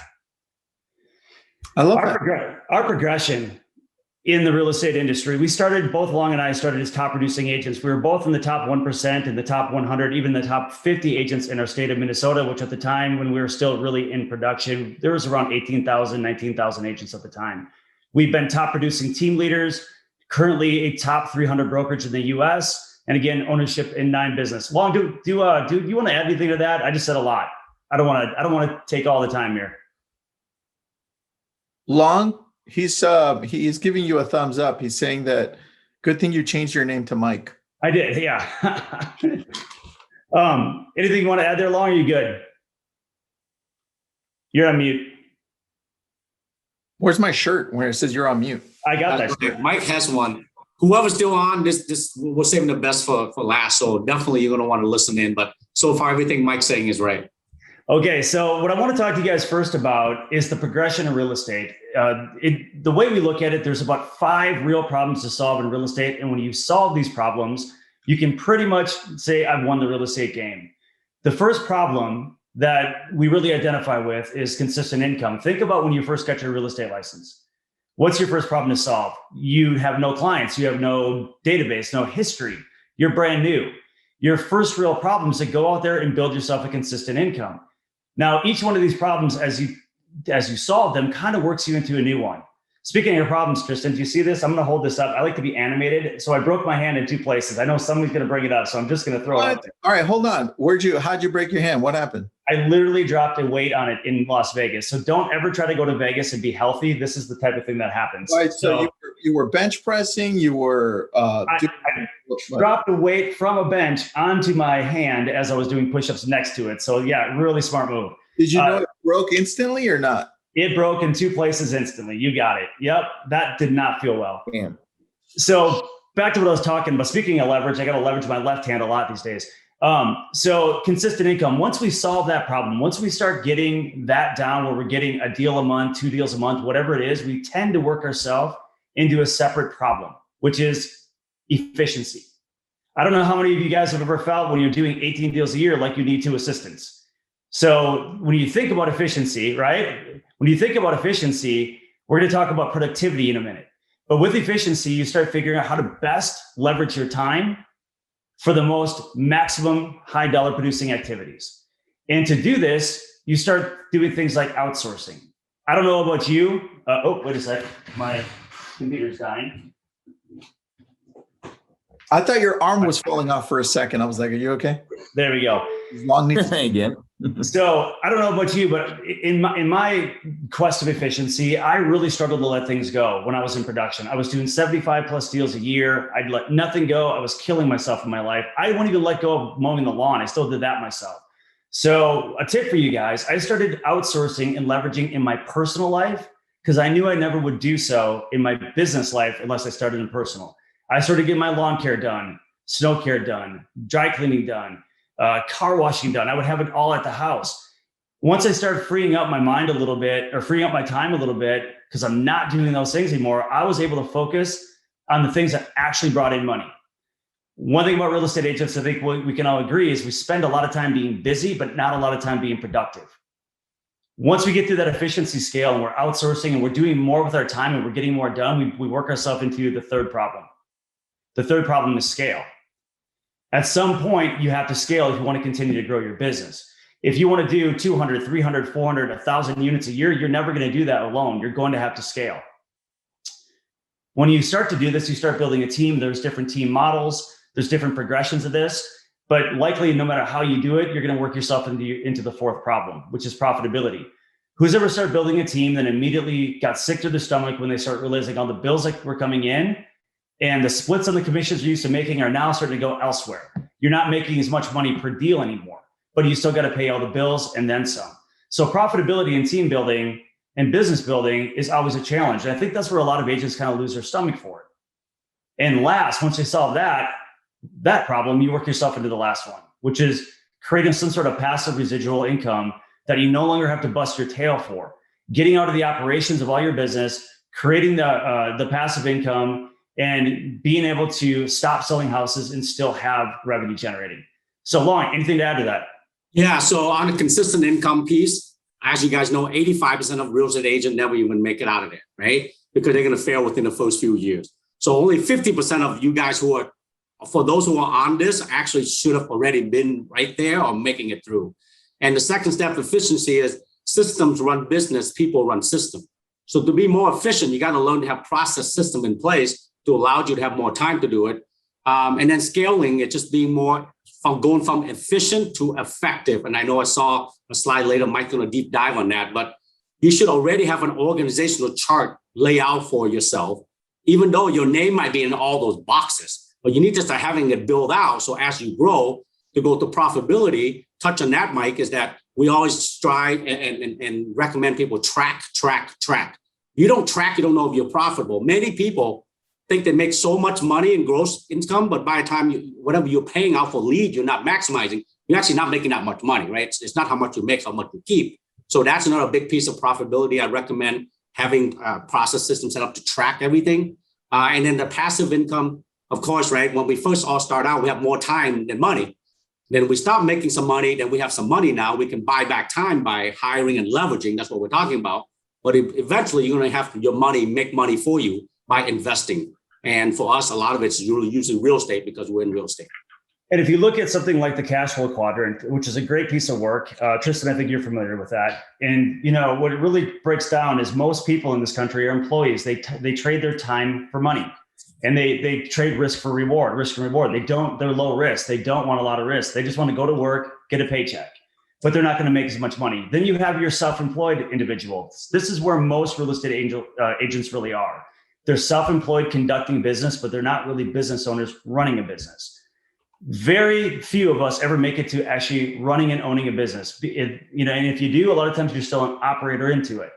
So a business by definition is the systems that run the business. That's what we're talking about. Do you have the systems that you are created that actually qualify you as running a business? Can you step away from your business and have it run independently of you? Go ahead, Tristan. Because that's actually at the most basic level, which I love. I think we can look at our business as an individual agent. And if we start with systems from the very beginning, that's exactly, dude, you're reiterating what Robert Slack said, which he said, hey, I started with systems, even though I started with $148 using my wife's credit card for Zillow, I had systems. And I was like, oh, that makes, dude, I love that. It all starts with systems. And then when you really think about your residual and passive income, you have to start creating a business income that you then peel off part of that to create your passive income. Now, the reality of it is what Lon just said is true about tracking. Most of us that are making money don't realize how much we're losing at the same time. Success is the biggest enemy of growth. Because you're making some money, you're not really paying attention to where you're losing it. And that's one thing that you want to start paying attention to. So I also want to talk real quick about, I also want to talk a little bit about an epiphany I had. I walked into a restaurant a few years ago. I call this the one waitress, no food restaurant, because what happened was I walked in, it was a beautiful small setting. There was only 7 or 8 tables. We sat down, it looked quaint. The bar was sort of in the middle of the room. And the bartender was basically the server, the bus person, probably the cook. So they couldn't turn a table in less than like 2 hours. We sat there. I mean, what the waiter wanted to do was really deliver a top-notch experience. They tried to connect, they tried to communicate, they tried to make sure that we were happy, but the reality is they couldn't deliver because they were spread too thin. I remember looking at the guest I was with and I said, I don't know if this place is going to make it. It's a newer restaurant. I just don't see them making it. A year later, they're out of business.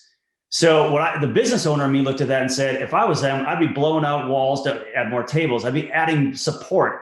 I'd be making sure there's busboys and server assistants and bartenders, because at the end of the day, what that waiter wants to do is provide food on time, make sure the drinks are full, make sure you have a great experience and you'll come back. I think real estate agents operate the same way. What we want is we want to focus here on the relationship. We want to keep the drinks coming, the food hot. We want to make sure they're happy and they come back with friends and referrals. But we can't always deliver that when we're spread so thin. Tristan, you had something to say? Dude, I thought you were going to go into the experience at Twin Peaks in Florida for a second. That's that story where you went into the wrong restaurant with the... That's one of those failure moments where you fail forward afterwards. Yeah. Well, I thought you made it into. I thought that story made it into your deck here. That was. You know, I probably should add it. So good, dude. Sorry, had to interrupt. I'll bail you guys out of this. Let me add a few bit to that. That was like an inside joke that we should not share with anybody else. But one thing here that might touch on what he's saying is, as a real estate professional, you guys can be a solo agent, new, been doing it for a while, high producing, medium producing. There's a lot of things that goes into what we do as a real estate professional. So the one thing that we encourage our agents all the time to do is what we call the and then what exercise. If you are doing a listing, what are all your steps to the listing? You get a listing appointment, and then what? You show up, you do this, and then what? They say yes, and then what? You take the photo, you go back to the listing. The reason you want to do that is this. If you take a piece of paper and you draw a line down the middle, and the left side is income producing activity, and the right side is production supporting activity, you write down everything you do, you're going to realize 80% of the time you're spending time on income producing, not income producing activity. It's production supporting. So the little leveraging switch that we're going to keep telling you here is going to be a shift that you're actually going to work half the time that you used to and double your income just because of leveraging. Speaking of leverage, when we talk about leverage, Long and I talk in terms of leverage in 4 things. We leverage our time, money, people, and systems. Now, this is not in a linear order. These are just the 4 we do. And if you really think about it, when you first start selling real estate, you have more time than money, right? So the way you use your time is what's going to produce the income. When you start making some money, you're going to leverage that money to buy back some time so you can spend it in the right spots. You're going to leverage people to help you. And the deeper you go in your departments, the deeper you departmentalize long distance listings, as you start building a large production team or a brokerage or any other business, you can't wear all the hats. You can't be the CEO, the CFO, the COO, the CTO, and the CMO. You can't do it all. You have to start leveraging people and building deep departments. That Long mentioned the org chart. If you don't have an organizational chart, Google one, create one, live by it. Anything to add to that, Long? Yep. And of all those, by the way, time is the equalizer. I don't care if you're a billionaire, you're homeless, we all have the same amount of time. Some people have more money, some people have more people to help, some have better system. It all boils down to time. And I know Tristan at LCA, we do a lot of training on time, because if you learn how to leverage time, you can maximize and be way more efficient. Very true, man. I think on that, because you're about to bring up the Pareto principle, is when we were interviewing Tom and Barry, Carrie, and Robert, they were all bringing up the same thing. And that was that as they started scaling, they had to leverage out the things that they just didn't have time for anymore, that weren't important for their growth, right? And I think that's what you're going to get into right now. So go ahead. Sorry, guys.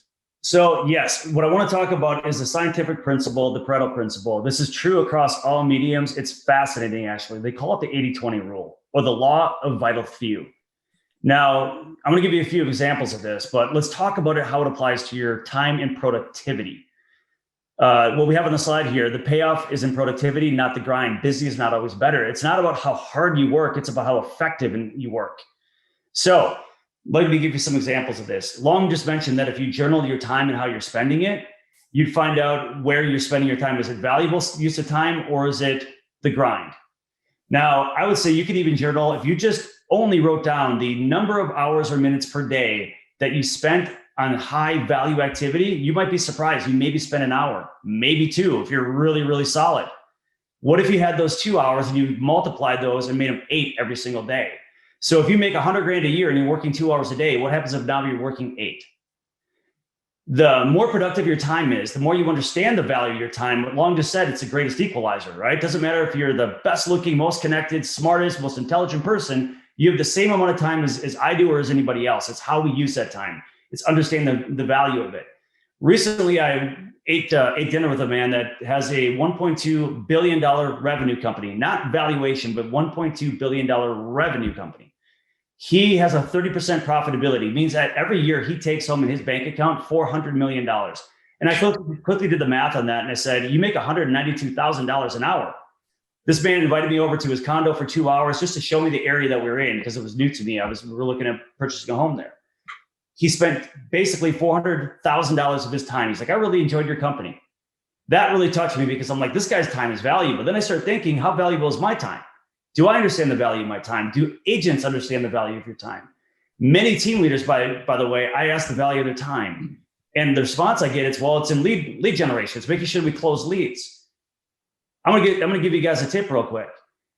If you're running a team, and I know not everybody on the call is running a team, but just think about this for a minute. If you're running a team, there's an average revenue per agent on your team. Call it 35,000, 40,000, 50,000. If the quickest way for you to earn $1 million a year is to multiply that 50,000 by what? 20 people on your team. So recruiting can be the highest, most guarded piece of what you guard, or piece of your day. That could be the most valuable use of your time.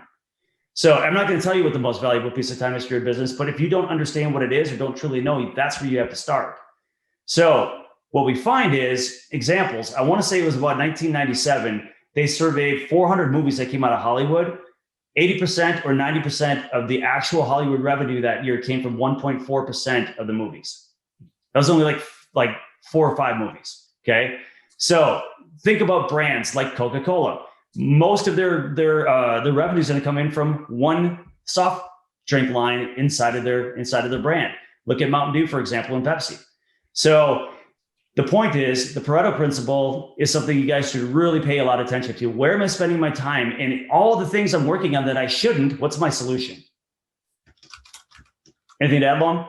Yes. So just if you didn't hear Mike already, what the Pareto principle actually saying is 20% of the time we spend actually resulted in 80% of what we should be doing. And the 80% of the time we spend only result in 20% of what we should be doing.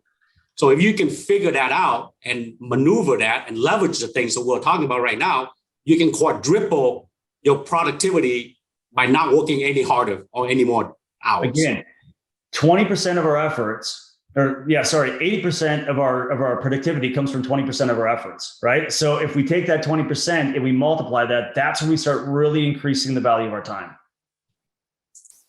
Now, this is something that we have to get our mind wrapped around. Like most control freaks out there, a lot of real estate agents, let's say most of them are control freaks. They don't want to let go. They think they're the only ones that can do it as good as they can.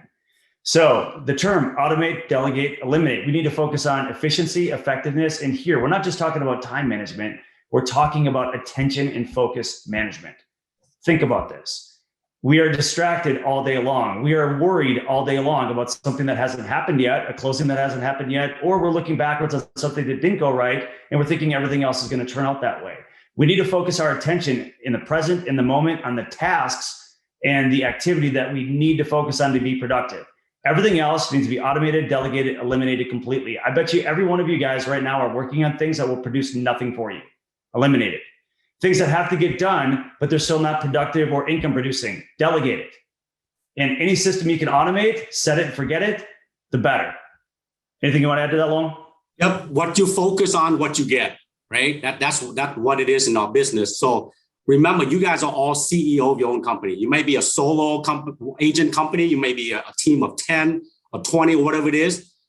One of your biggest job as a CEO is to understand how to be more profitable and look at your time. I know we keep circling back to time, but most of us, again, don't realize time. Go ahead, Tristan. I have a question on that for you, Long, and then for Mike.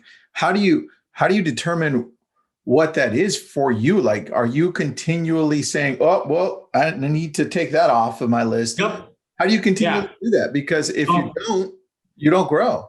Totally agree, right? Mike's usually said already, success is the biggest enemy of growth. When you're doing pretty well, you start forgetting. But at the end of the day, you need to constantly remember your end goal. What is your goal? Because from there, you reverse engineer back all the thing you need to do, right? So when you say yes to something, you're saying no to something. So we're a big firm believer that 80% of your capacity is 100%. Because you need to leave that 20% for reactive stuff. Because in our industry, you always get something reactive. The buyer call you about something, the seller, the loan officer, stuff you didn't have on your calendar, you got to deal with, right? Mm-hmm. So which is why lead to what I was starting to say was time is so finite that you just imagine it's like a checking account you have. Yeah. And you only get a certain amount of money or a certain amount of time. So if you're going to be spending time on a certain task, you don't have time to spend on something else. And unlike your checking account, which you can get NSF, non-sufficient fund, with time, you run out of time, You can't even try to make up for it because once the time is gone, the time is gone. So, and I also want to add this too, the 80-20 rule of capacity.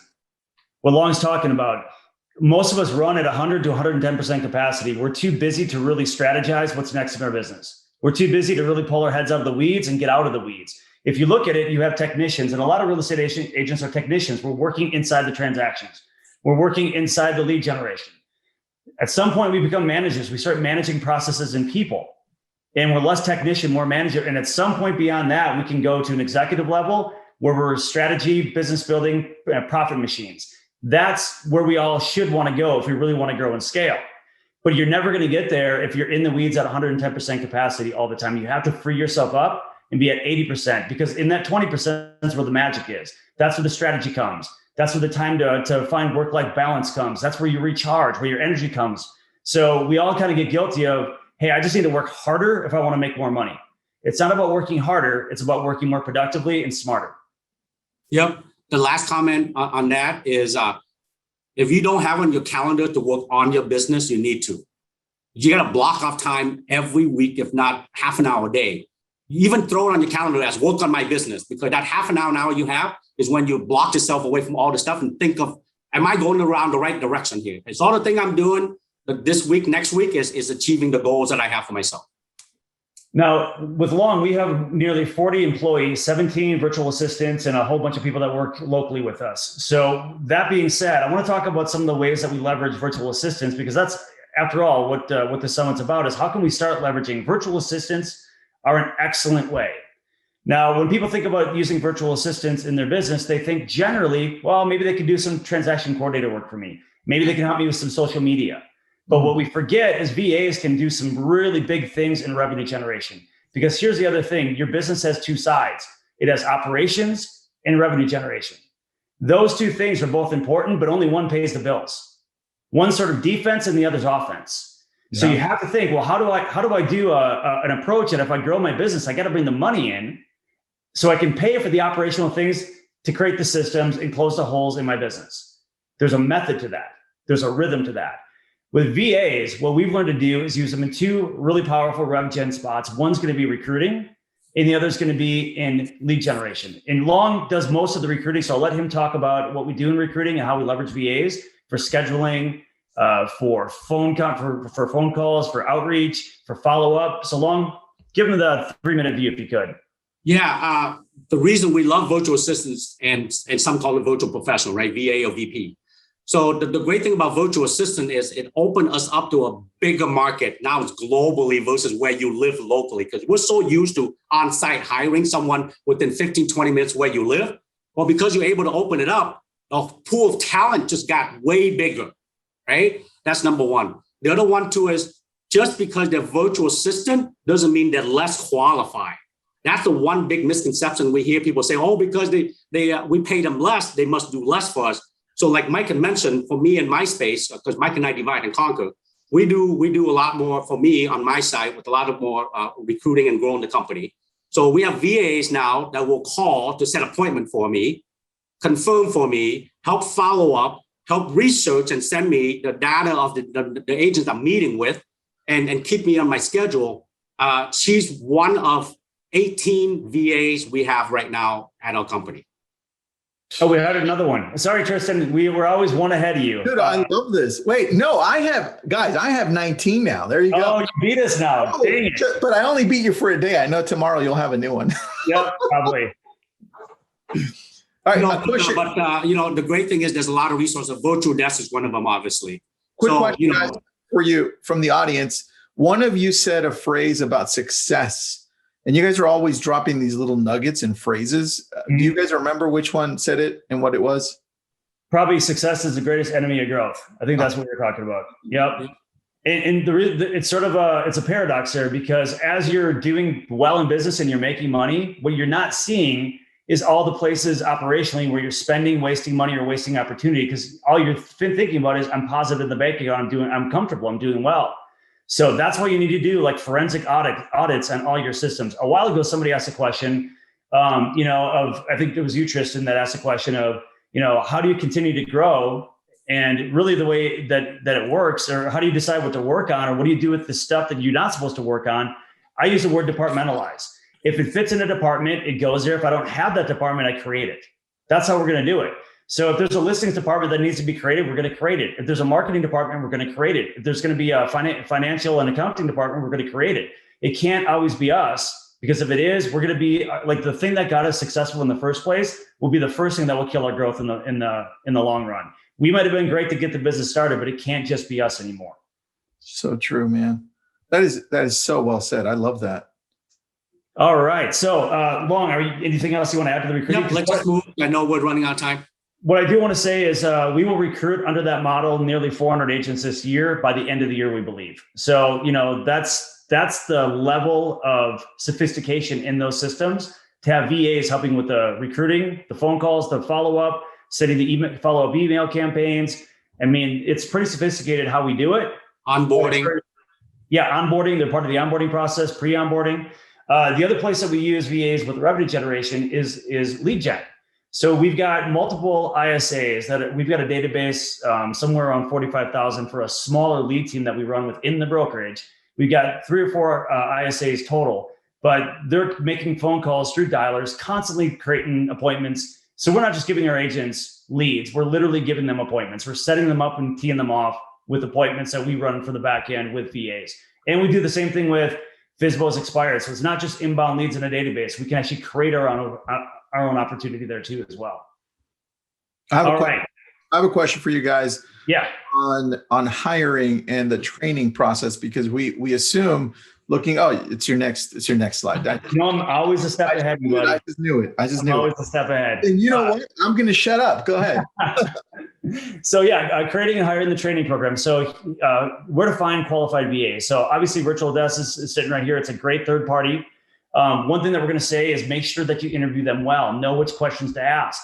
I remember one time we interviewed an ISA that claimed that they've done circle prospecting. They knew some buzzwords, but when I actually dug in to see what their systems were, they had none. And they just knew which words to research before they talked to us. We want literally everything from references to deep diving on what they know. Having the VA, like all VAs are not created equal, by the way. So having the VA in the right role is crucial to the success. There's really task-oriented VAs. There's marketing VAs, there's outbound calling, inbound calling VAs, there's all kinds of skill sets. Make sure you're aligning with the right one. Also on the training, don't set it and forget it with them. Don't just put them on task and put them out there and forget they're there. You have to communicate with them often. Really indoctrinate them into your culture, into your community, and indoctrinate them into your systems. Spend time with them. It will pay off at the end. So there's a lot of front load to it, but at the end, they run with it. And actually, if you don't have the systems to train a VA, because it's your first one, I'm going to give you another pointer. They will help you create them. Ooh, all right, go through that. How would we do that? Let's say, I'm just going to throw something out there. Let's say we're hiring one for social media and we're like, we don't know where to start. What do we do? Sure. So what you're going to do is you're going to hire one that's already, like I said, you're going to interview ones that have experience there, and they're going to help you kind of build that version 1.0. You're going to test it, you're going to tweak it, and you're going to track the results. And from there, you're going to continue to improve. But this is why it's so important, Tristan, to make sure you don't just hire somebody that has no experience. The beauty of the VA world is they've got people that do everything, and there's just a huge range of experience in there. So make sure you're hiring people with the skill sets you need, because they probably know more than you do. Once you realize that, that's where the magic happens. Dude, I love that. Thank you. You bet. How to retain them. If you don't bring them into your company culture, don't make them feel like they're down the hall, the chances are they're just not going to perform well for you. They love the recognition. They love the inclusion. They love to feel just as important as the person that's sitting down the hall. So make sure that you're making them part of the community, and make sure they're recognized. They love recognition. That's another tip for us right there. Long, anything to add? Yep. So where do you find quality VAs? Obviously, you can use third-party company like Virtudesk that Pavel have. They already vetted and bring you qualified VAs. Otherwise, you can go direct and find them as well. How to interview them? Treat them just like their on-site staff. Go through the same process to interview, except instead of face-to-face, it'll be via Zoom, right? Maybe send a video, Zoom. Make sure they follow directions on how to do them. And then train them. Again, treat them just like an on-site. Might put together an LMS, a learning management system. So when they come on, they're going to jump on there, because we don't want to duplicate anything, right? Automate, delegate, eliminate. So that's what we do. How to retain them. I'm paraphrasing Sir Richard Branson now, but train them well so they can leave you, but treat them well so they don't want to, right? So that's another thing, that we treat them just like they're down the hall from us. I can't write fast enough. Damn it. Here's the thing I'll tell you. A lot of people are scared of hiring VA. So one thing that Mike and I are known for, we usually build a plane while we're flying it. We're not afraid to fail, right? We even come up with an acronym that's called LIFE. What's LIFE all about? L is learn, I is implement, F is fail, and E is evolve. You'll only evolve and learn and grow if you fail. So we fail at this in the beginning, right, Mike? But we must have hire and fire and let go so many VA on version 1.0, 2.0, as you have said. And I'll tell you this, on that LIFE acronym, it circles. It's not a once and done. It continues. You will continue to do it, and you keep leveling up. You fail forward, you don't fail backward. That's the idea. I also want to say this, in training VAs, we've got VAs that have been with us now so long, they're training our other VAs. We have VA managers inside our VA staff. So now we're not training them, because you know what? They know their job better than I do. They know their workflows and SOPs a lot better than I do. They're training people underneath them. So how cool is that when you have VA staff that you can bring, they're in on the interview process, selecting who they want to work with, training them, and creating better systems they bring to us. One thing about working with somebody, you don't want to tell them all the time what the system is. You want them to come to you and say, hey, I have an idea, or we have a problem. I don't want just the problem. I want the solution. Come to me with the problem, but then tell me what the solution is. That's how we're training our VAs to operate.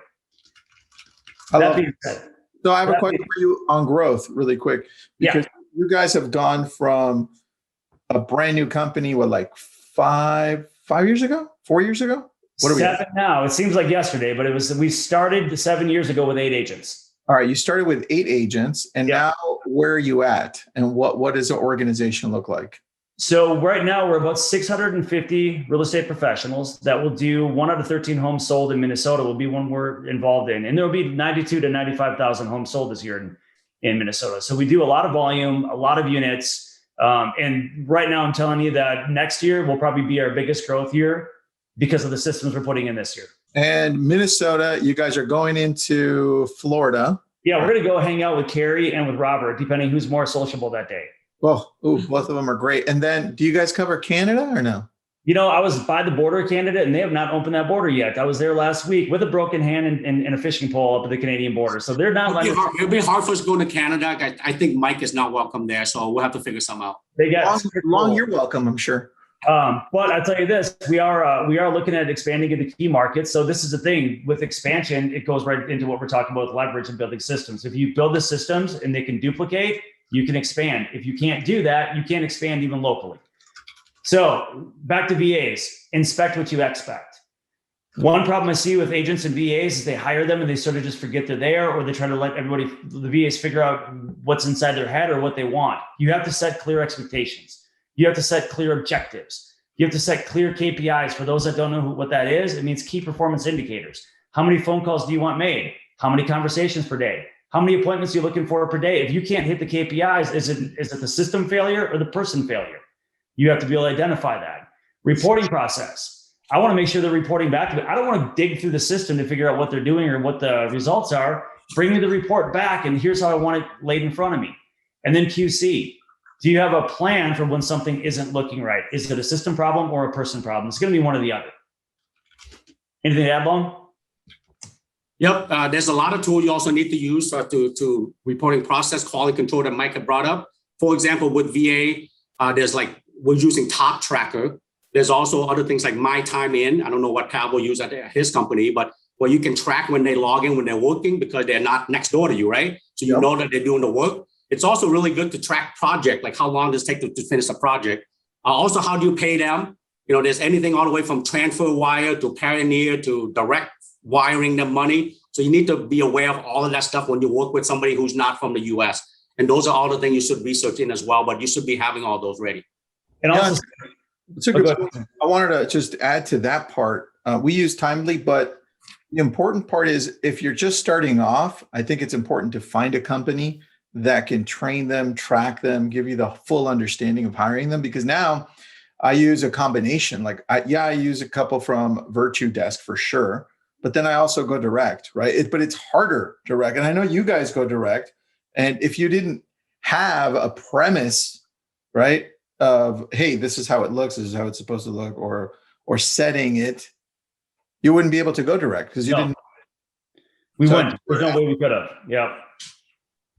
So another thing that we do too, when speaking of KPIs, key performance indicators, because we service agents, we have to really focus on our response time. We've got email and phone systems that we know exactly how many emails come in per week, what the response rate is, the response time from our staff. We look at everything in reports every single week to make sure that we're hitting the numbers we want. And we look at the same thing for our buyers and sellers. If I'm a team leader, I'm going to make sure that everything's running through the same system so I can see how long did that lead take to get responded to? Did they actually get a response? What was the result of the conversation? So tracking is something that is crucial to identify problems, because how do you put a solution in place without really truly understanding the problem? Dude, all right. That was right on there. I love that. Where to start? This is big. I talked to an agent the other day, and I see this all the time, but man, this individual is really struggling with this. Mission, vision, values. What the problem was with this agent, they didn't know where they want to go. They're like, I want to do more, but I have no idea what. I don't know what I want to be. Do I want to be a team, a solo agent, a luxury agent? They had no idea. And you know what's happening to their growth? Flatline, because they don't know which blueprint to follow. Think of your business like a blueprint. Have you ever tried to build a house without one? You need an architect, right? Be the architect of your own business. What is the reason you exist? Your mission statement is your reason for existing. Why real estate? Every time I hear an agent say, I want to help people, I say, grab an ambulance or a fire truck and go help people that way. Why real estate? If you don't know the answer to that, you need to figure it out. Figure out the impact and the legacy you're trying to create in your career. Figure out then where you want to be. That your vision statement is where you're going. At the end of the day, what did you accomplish? And by what values did you operate? Because when something doesn't align with your MVB, you just plain don't do it. This is a time of attention deficit, my friends. Everybody's advertising to us. There's shiny objects around every corner. If we don't clearly understand our MVB, we can get pulled off and flatline our growth very quickly. Once you know your MVB, you start looking at your priorities. You have to identify your priorities. Again, there's too many things coming at you. What's my priorities? When you understand your priorities, you set clear objectives and also milestones. You can't eat the elephant in one bite. You can't go from 35 units sold a year to 350 overnight. You need to set milestones so you can build the systems, celebrate that win. Now you're at 50, then you're at 75, then you're 150, and pretty soon your milestones that you're setting, you're hitting. You're learning how to accomplish those goals. And last, this is big, hire proactively, not reactively. I would rather see everybody 1 to 1.5 persons over capacity than under.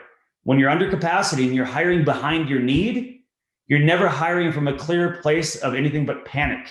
Oh, so true, dude. I think you guys should have led with that one. That's that important. I think it's that important. Oh, we're so behind. We need this. And then you don't hire the right person because everybody knows you're desperate, right? And your quality of your work as you're behind keeps slipping.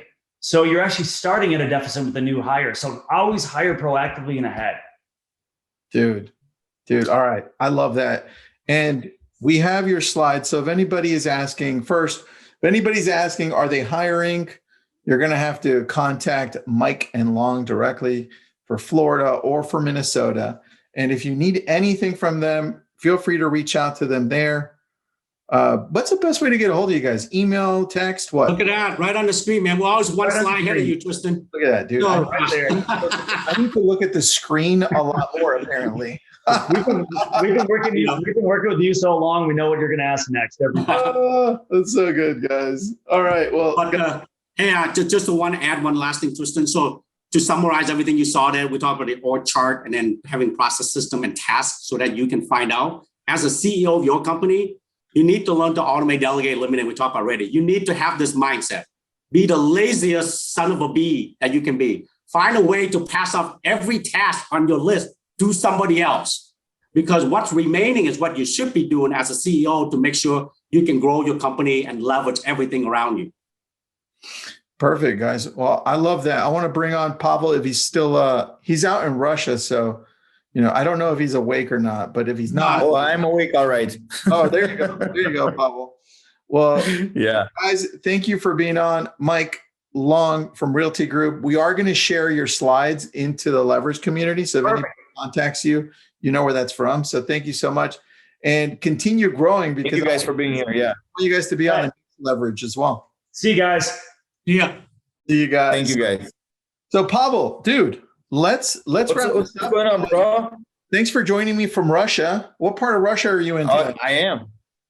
Yeah. Well, things are going good here, man. A little bit kind of on the cold side, but it's all good, So all right. Good. And it's 4 o'clock and it's like 4:30 in the morning right now. Oh. So I'm in the same time zone as the Philippines, actually.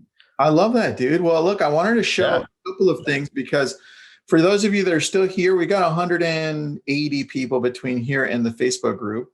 But I wanted to showcase some of these tasks and duties that we're also going to send out later through you guys signing up just to get this. And this is the administrative duties. We've outlined them for you here. So I know a lot of questions that get asked. So what do I have our admin do? That's number one. What do I have our marketing manager do? Here you go. Marketing manager tasks. And this is something that Virtudesk put together for you because I know we get a lot of questions like, well, should they be doing this? Should they be doing that? And if you have no idea, this is a great place to start. That's number one. They also have job descriptions, marketing manager tasks. We already went through. Here is one of my favorite ones because this is where I started. I know it's simple, but you can expand from this. This is exactly what Mike Bernier was talking about. So if you have somebody that you're like, oh, you know what? I wonder if they're good enough. Well, go through this and say, hey, are these some of the things you can do? And if they can, then I would take a piece of what Carrie Schultz said and said, okay, if you can do this, then go ahead and edit this YouTube video and show me that you can do this. And go ahead and create a link so that I can see all the SEO work that you're preparing for me on this. So you have to put them to work to see what they're actually doing.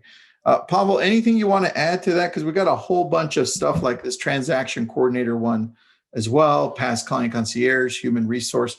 Yeah, well, this is those checklists actually come very helpful to like agents who sometimes don't know what tasks to delegate to their VAs and where to start. So this is a good way to kind of like give you ideas, and sometimes by looking at those checklists, they can see that, oh, this is actually can be done. So that I may actually need it for my business, So and most of the VAs we have, they know how to do it. So that's a good start.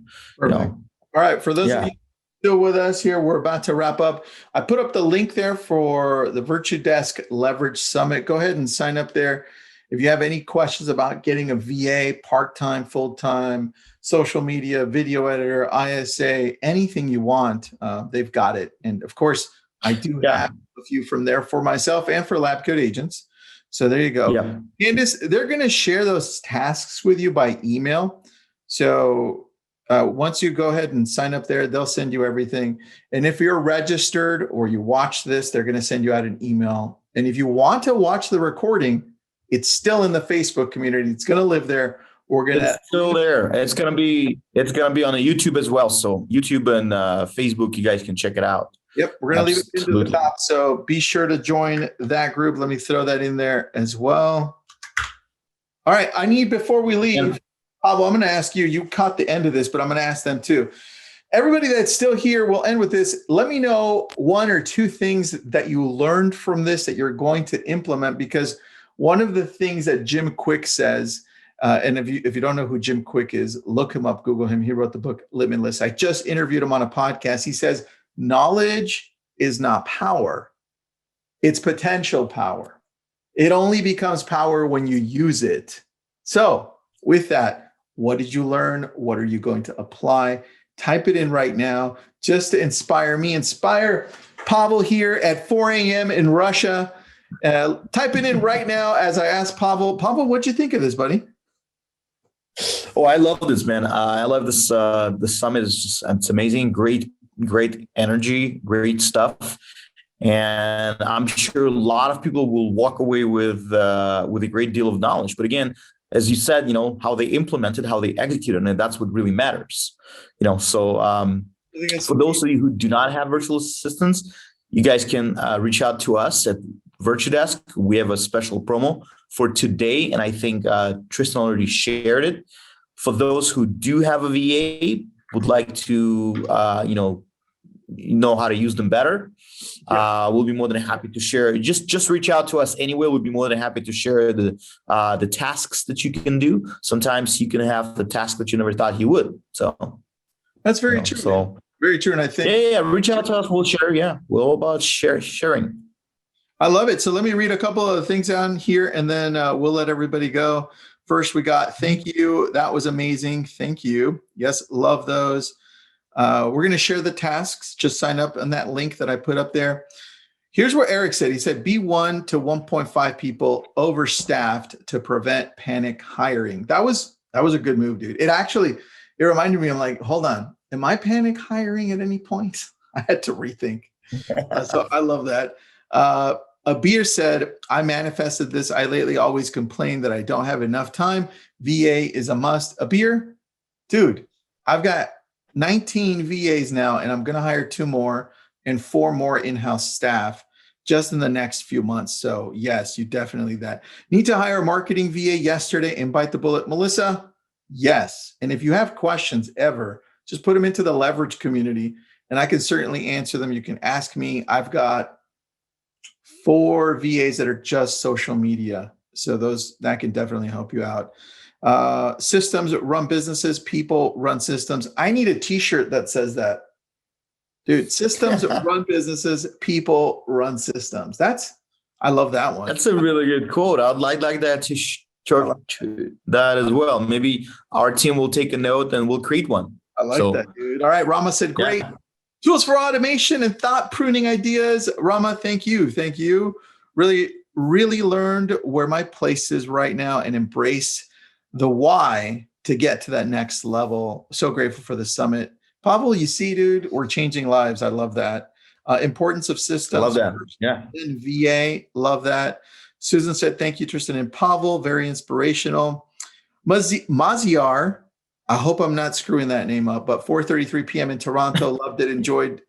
Thank you. A time. Oh, love that. You know what? If you ever want us out in Toronto, just let us know. As soon as you guys open up, because I know you're closed for a little bit more. Hire a VA. Shari said that was it. Just sums it all up. I mean, it started with Tom. Tom said, you know what? Let's hire a VA. I could keep going, dude. I love these messages, guys. Thank you so much.